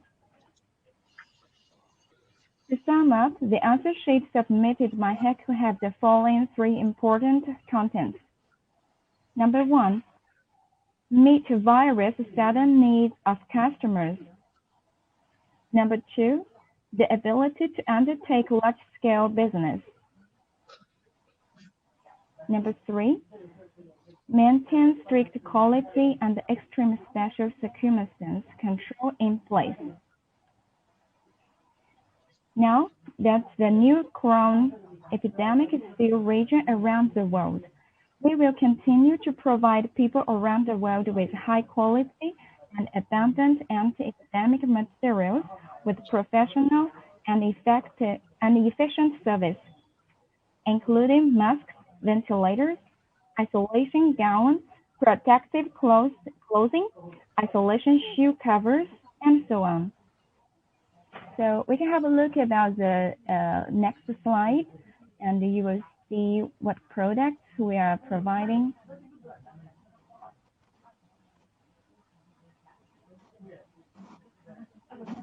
Yeah, next slide. Yeah, go down.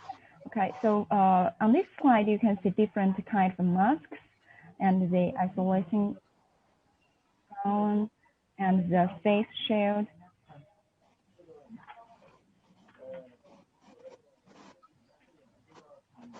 And next one.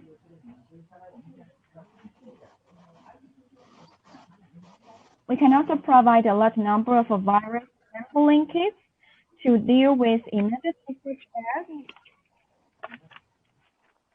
the repeated epidemic worldwide. And in addition, in terms of medical equipment, we can supply high-level anesthesia machines and ventilators in large quantity for the needs of overseas hospitals to treat patients. We have also uploaded our products to the online display platform provided by the organizer. So, 我现在想切换到那个，就是看到我这边，然后我可以展示一下这些东西，因为就在我桌子上。I would like to show to you in my hands. So here are some masks and the protective clothing, the goggles, and the shoe covers. Yeah, my desk now it seems like a supermarket.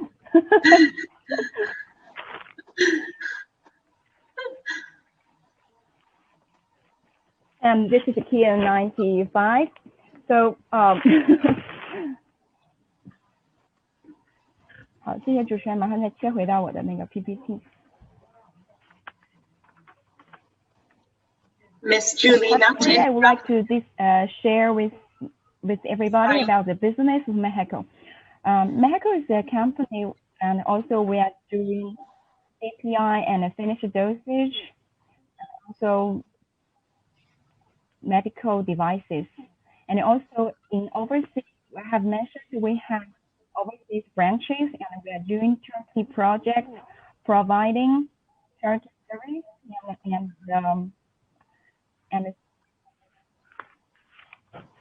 and they integrated business for the hospitals and for different companies.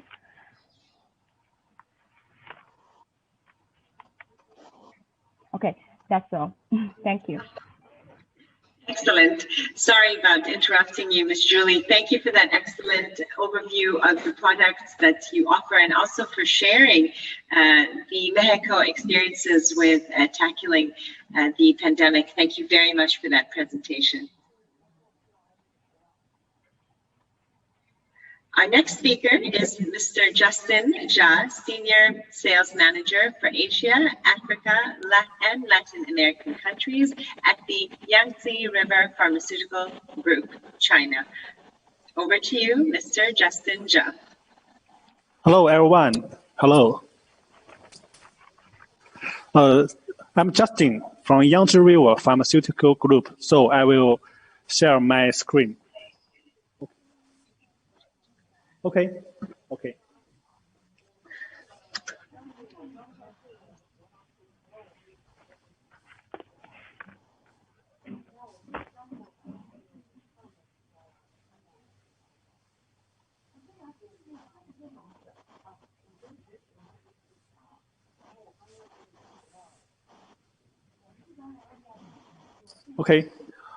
First, we will introduce our company, Yangtze River Pharmaceutical Group.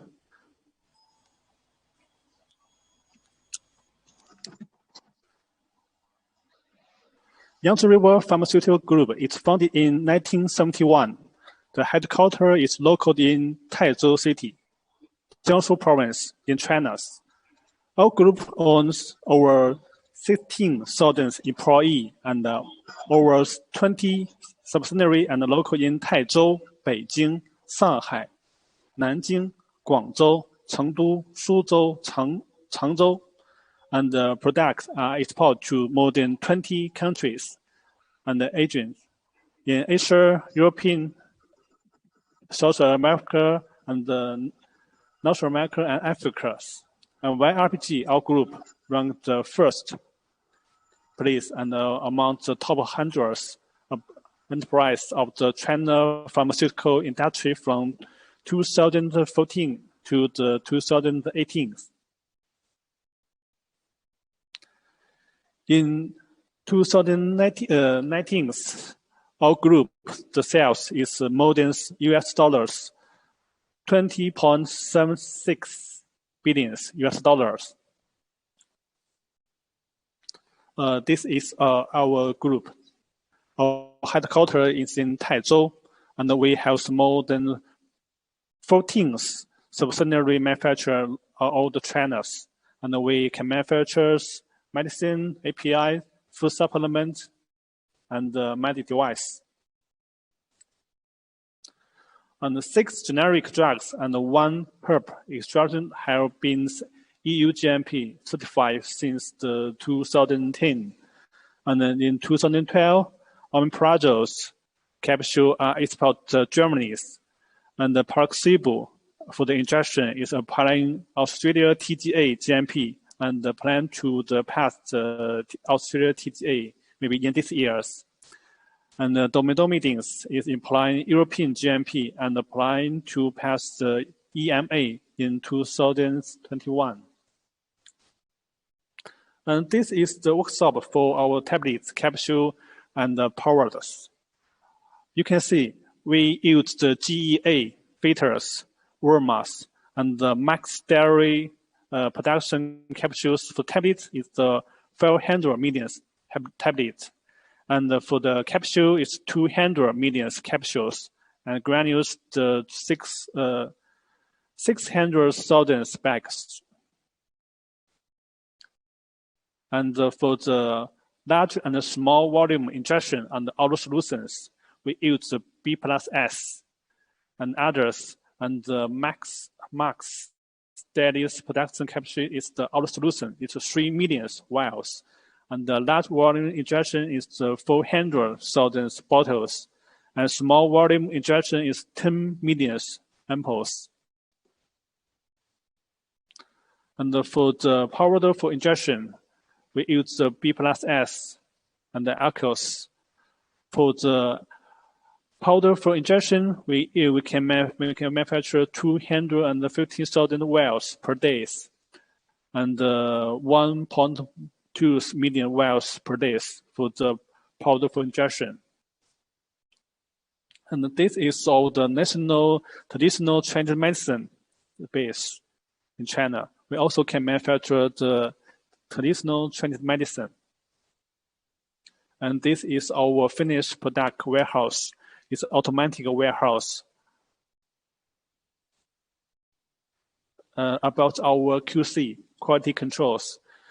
QC centers equipped with the international advanced test instruments, and our group has obtained the certificate of ISO and the CNAS certificate. And about our R&D. Our R&D centers, we use the 5% of our annual sales income reverse the R&Ds.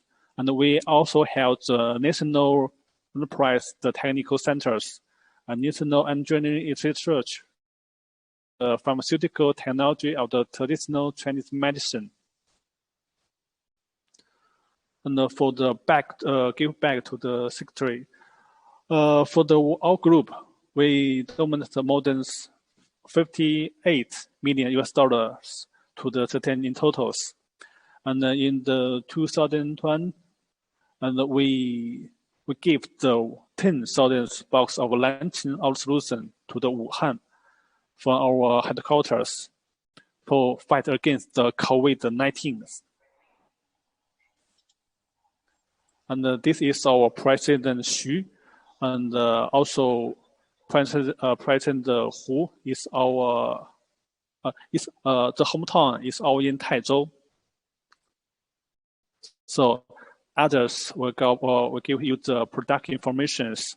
We can manufacture the APIs. We can also manufacture the generic drugs and also the traditional Chinese medicine, herbal medicine, food supplement, and healthcare products. Maybe we can give you one example, Nanqing oral solution. Maybe it's our best seller in China. It's the China national patent products and the protection relies on the traditional Chinese medicines. And it's our exclusive in China. It's the first choice for the motor for the series. For this medicine, it's more than 1,600 years of the clinical application history in China. It's very famous in China for these medicines. And for its products, it can be for also it called for the treatment for the COVID-19. We also use it in several maybe some countries now.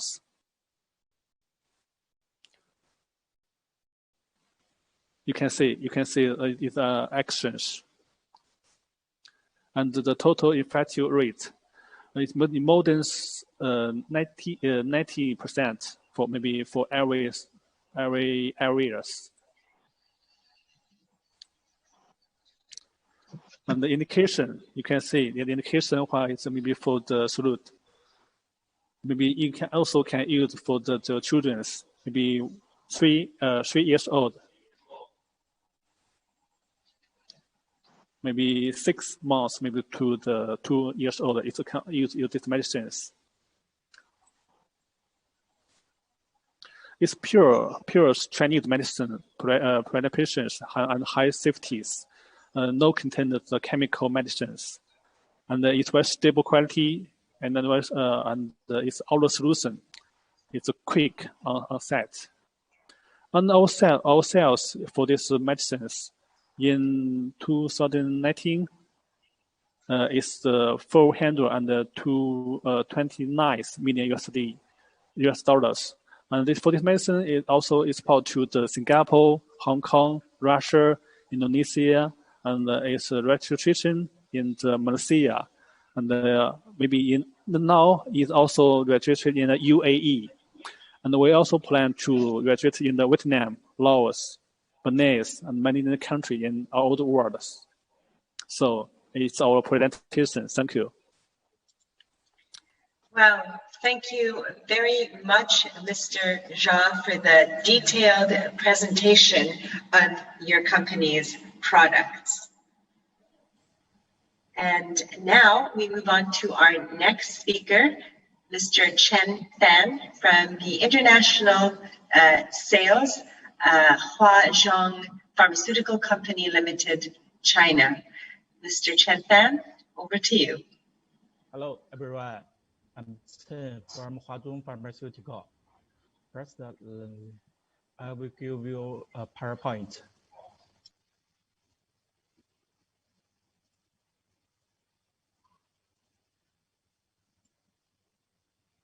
Okay, welcome to Huazhong Pharmaceutical Company Limited.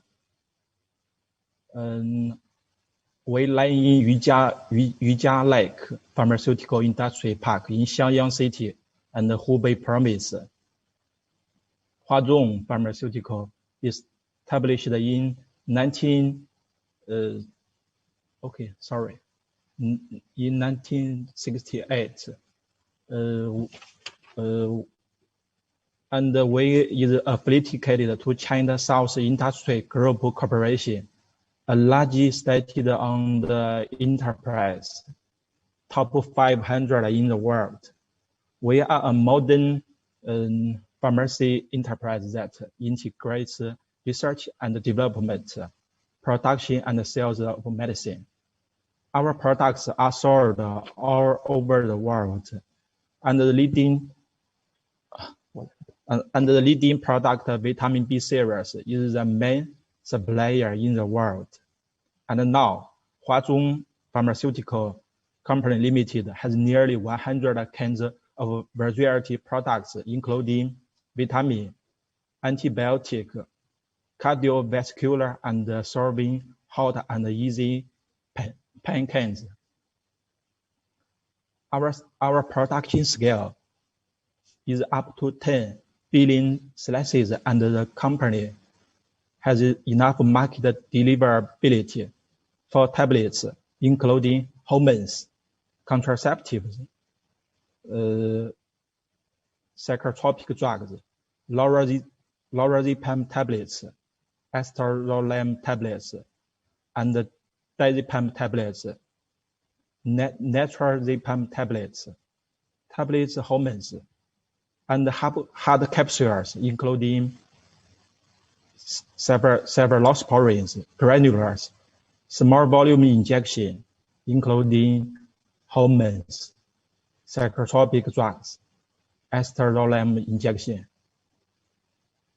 We have two parts of business, API and vitamin B1 and vitamin B6. The second is pharmaceutical preparations, the tablets, capsules, and the injection. For the vitamin B1, we are the earliest vitamin B1 manufacturer in China and the largest producer of the world. For the pharmaceutical preparations, the capacity, 1.7 billion tablets and capsules per month, 19 million ampoules per month. This is a small volume injection. And the quality, we have advanced equipment, complete detecting instruments, perfect QC and QA system. We are GMP, FamiQS, FSC 22000, ISO 9001, ISO 22000, kosher, halal approved. Is the earliest vitamin B1 manufacturer in China and the largest producer of the world. Our quality matches with the latest quality. Pharmacopies standards of CP, BP, USP, GP, EP, and FCC. This is our certificate. ISO 14001, OSAS, and SA 8000, and the China GMP. This is our API partners in FATE, and the API partners in food,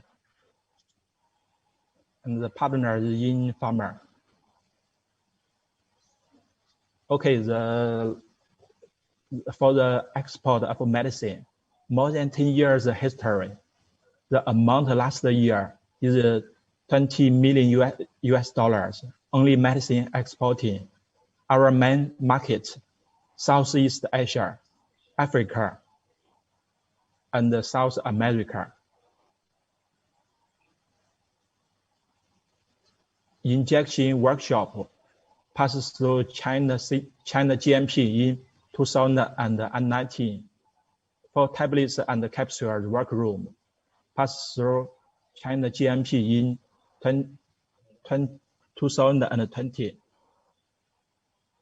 We have 5 granulation lines, 19 tablets machines, 10 lines for blistering packing, and 6 lines for bottle packing, 2 capsule lines, 6 injection lines.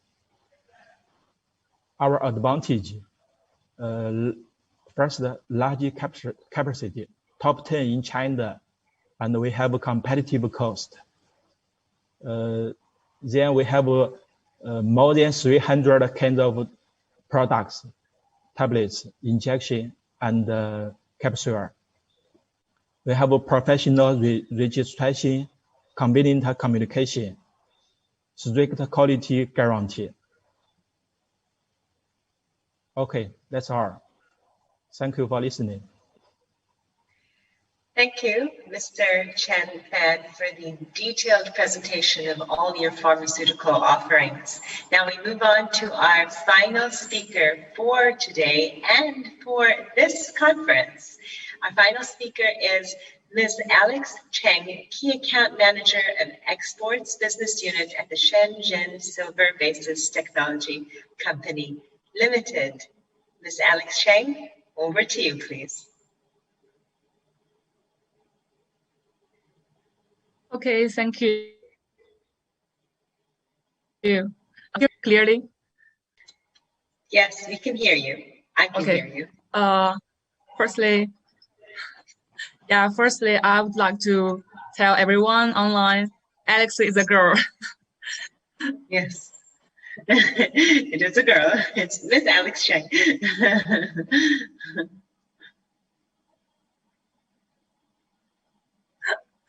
Yeah, it's just a warm opening, and I will introduce our company in Chinese. Thank you, everyone. 首先呢，我们公司这个 So first of all, this is the English name of our company. It's called Silver Bases. Our company is a manufacturer, is a listed manufacturer based in China, Shenzhen. It is fair to say that a lot of or all industries are based on manufacturing. In fact, manufacturing can be seen as the basis for all other industries. And my presentation consists of 5 parts. First, a brief introduction of our company. We were founded in 1993. And for the past 27 years, we have been dedicated to the manufacturing industry, providing solutions, one-stop solutions for all fields. We have been listed, and of course, I will not go into details. These data and figures actually can be seen in our public financial statements. And if you're interested in our cooperating with us, we can carry out further communication after this session. And we have over 7,000 employees and factories all over China. And around the world, we have 4 plants overseas in the United States, India, France, Malaysia, and Vietnam. And in other places, we have set up representatives and overseas branches. And this slide is about our certificate. For instance, we have the certificates, the highest standard of certificate for pharmaceuticals and automobile, that is ISO 13485 and IATF. This slide introduces our production capacity. If you have a specific interest in a specific field, we can communicate afterwards. For instance, for the medical industry, we can provide you with manufacturing equipment as well as design services for various kinds of products, from small micro products to large-scale equipment. And this is the testing center, which has gained universal recognition around the world. These pictures showed our workshops and our equipment.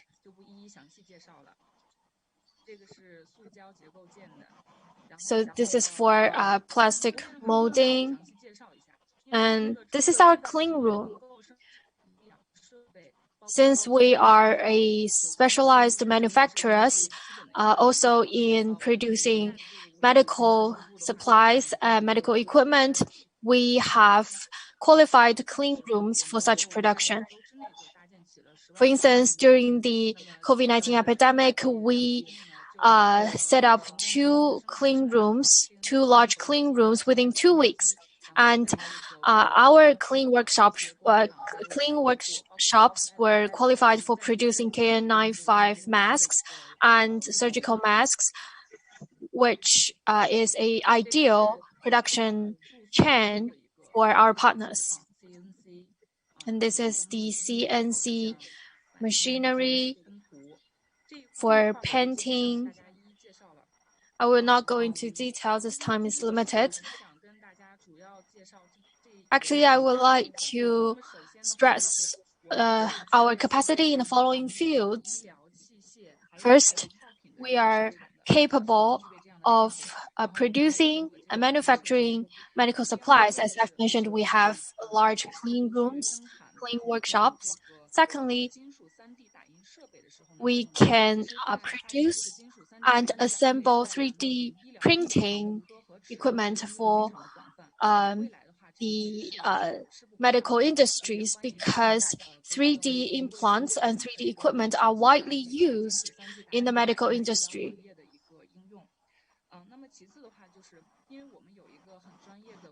Additionally, we have a professional industrial design team. So in the post-COVID-19 era, we are able to provide our customers with electronics and other consumables. For instance, small devices to sanitize our cell phones.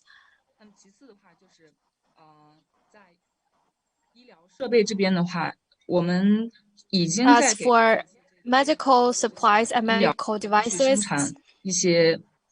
actually we have already built partnership with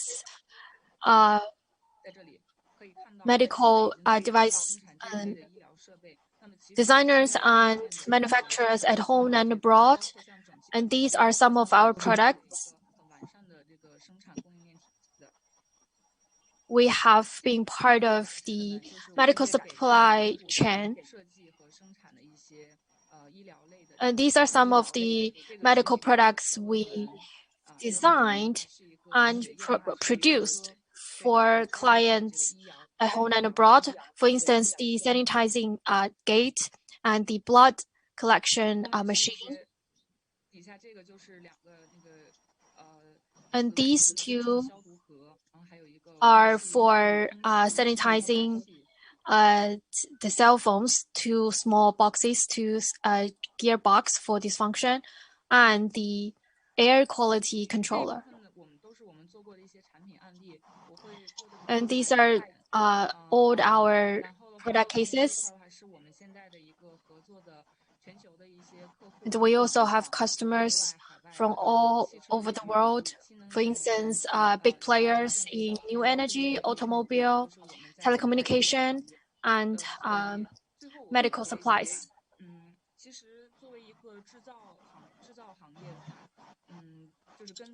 As part of the manufacturing industry, we delve into the fundamentals, the most basic, the most elementary devices and equipment of the industry. We are able to provide medical supply manufacturers with different kinds of services, for instance, from manufacturing to assembly to design. So if you're interested, contact me after the meeting. Thank you very much. Thank you, Ms. Alex Chang, for your humorous beginning and for your presentation. I actually really like the phone sanitizer. What a great idea. Thank you very much. Ms. Alex Chang was our last speaker, and thank you once again to all our guest speakers today for being here with us for the last day of this conference. We will now move on to the Q&A. So if you haven't already done so, please ask your questions in the Q&A. We had a question from Zach Ahmed, and the question is, has big data integration and adoption within the supply chain of the industry thrown up any key learnings for any future pandemics? I'm going to ask Dr. Alexander Varghese to attempt to answer that question. Dr. Alexander, are you still with us? Dr. Alexander, are you still with us? I do not see Dr. Alexander. In that case, how about Engineer Ahmed Al-Zahrani? Would you like to answer that question? Would you like me to repeat it for you? Sure, I have the question in front of me. It's yes, I mean definitely big data integration and adoption for supply chain. It will be one of the factors that showing that any future pandemic, especially if for example, if we link the consumptions of this kind of equipment in supply chain, it will be showing some kind of indicators that could be predicted analysis for any pandemics could happening.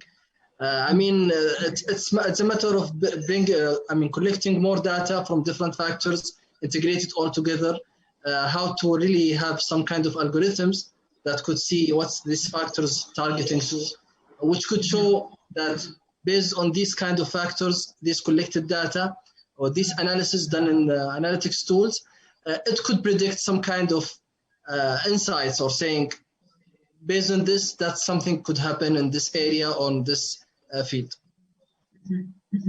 Okay, thank you very much for that answer, Engineer Al-Zahrani. Would any one of our other speakers like to add to Engineer Al-Zahrani's answer? If not, then I will move on to the next question. Would anyone like to add to his answer? Okay, I'm going to move on to the next question. The next question was in Chinese, and we've had that translated. And the question was, we are the manufacturers of garbage incinerators, and we'd like to ask the overseas speakers how to process medical waste, because medical waste is easily ignored, but it has a high risk of infection. So it must be incinerated. So the question is, what is the best process to essentially get rid of or incinerate high infection medical waste? That is the question. Which one of our speakers would like to answer that one? If you don't volunteer, I will volunteer you. I'm going to give you a moment to consider answering. And if not, I will choose one of our speakers. Okay, so I'm going to choose a speaker.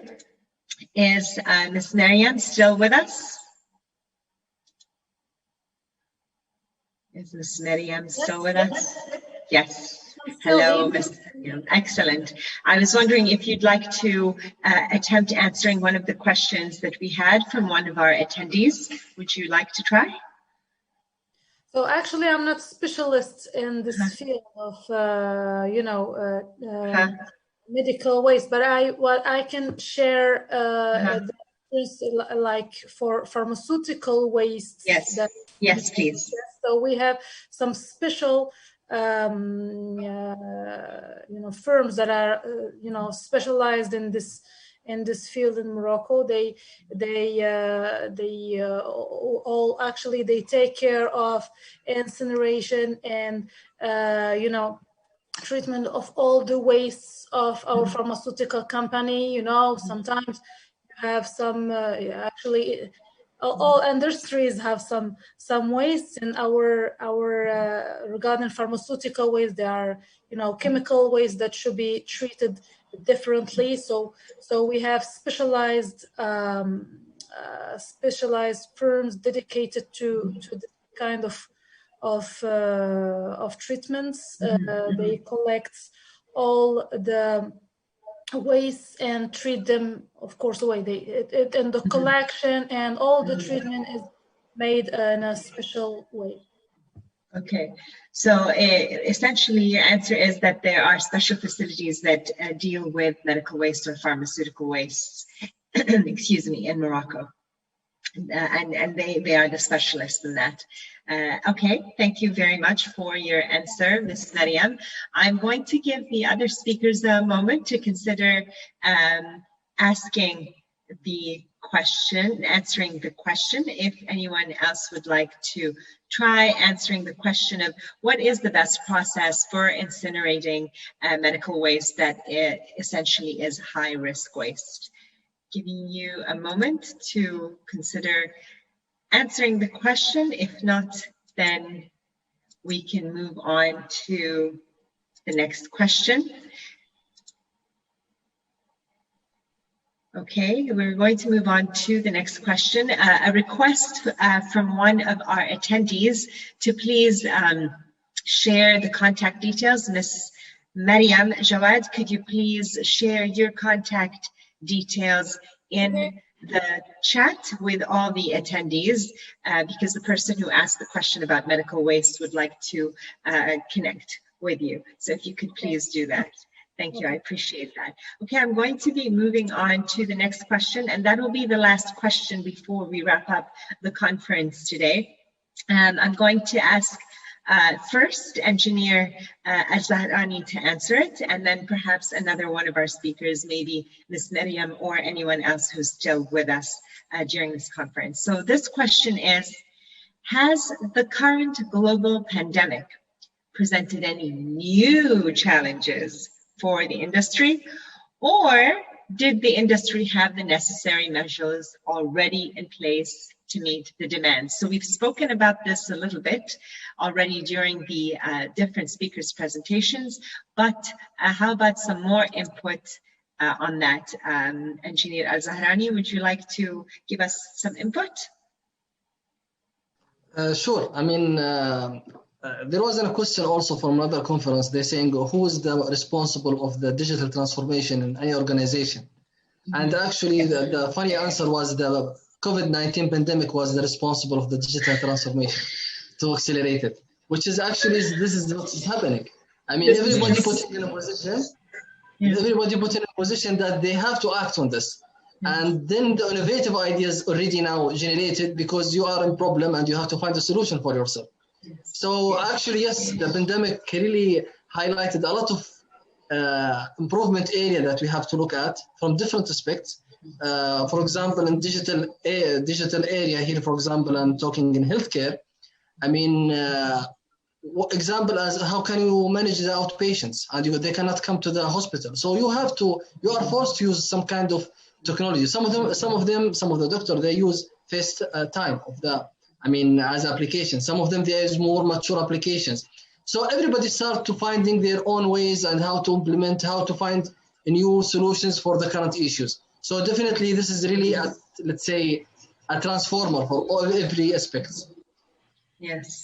Yes, agreed. Thank you very much for answering that question. I mean, we're talking about the medical industry here, but it impacted all the industries in that way into accelerating it, into innovating yesterday, not in the next 10 minutes. 确实呢，虽然说我们今天是医疗行业，但是其实它也影响到了各行各业。就我所知的话，它影响到了各行各业，包括纺织行业。那我想请问其他的嘉宾。Maria 女士，您想要发表一下您的看法吗？或者任何其他嘉宾想要发表一下您的看法吗？Mariam 女士，好像您您想要和我们分享一下您的想法。是的，正如我在我的演讲中所说。所有的人都面临同样的挑战，可以说疫情给人们带来了一些意料之外的影响，猝不及防。那么在整个的过程中，我们也获得了一些启示。所有的人也都有相关的机会，比如说有一些行业或者是有一些活动，其实呢也已经有机会来在一定程度上避免。不仅仅是可以避免这个疫情，但是同时呢，也能够找到一些方法去克服未来类似的挑战。还有一些其他的活动和其他的行业，同样呢，也处于这样一个疫情之中，但是呢，对于他们来说，他们对于疫情的准备不足，所以疫情对他们来说是突如其来的事件。那么对于这些行业和这些活动来说，他们也可以基于这个疫情未来优化自己的行动，从而克服可能的潜在的未来的类似的情形。那么对我们来说，正如我之前所提到的，我们不能够始终让自己处于舒适区，并且呢，要始终因循守旧，墨守成规。而相反呢，我们也应当要重新的去找到一些新的运营方法，并且能够尽快的采取行动。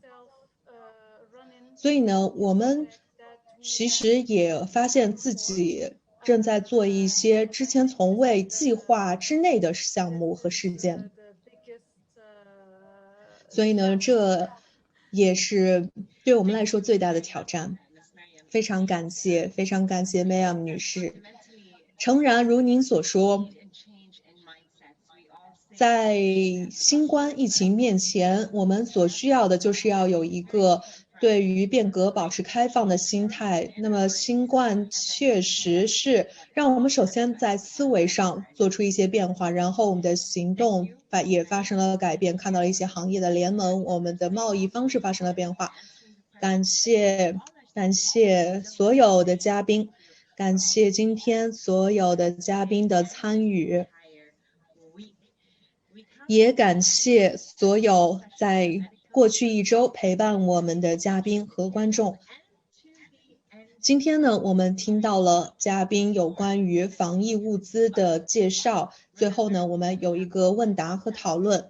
但是我还想要提醒所有的人一下，在全球贸易周平台 globaltrade.com 平台上有1200多家高质量的中国展商。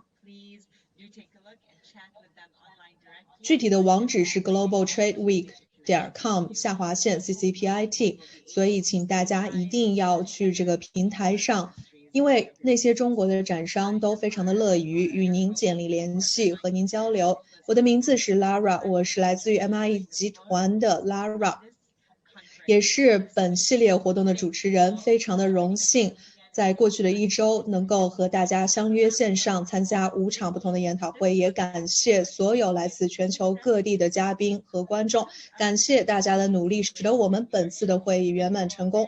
同时呢，由于我们当前所处的情形，我们必须要选用线上的展会，再次的感谢。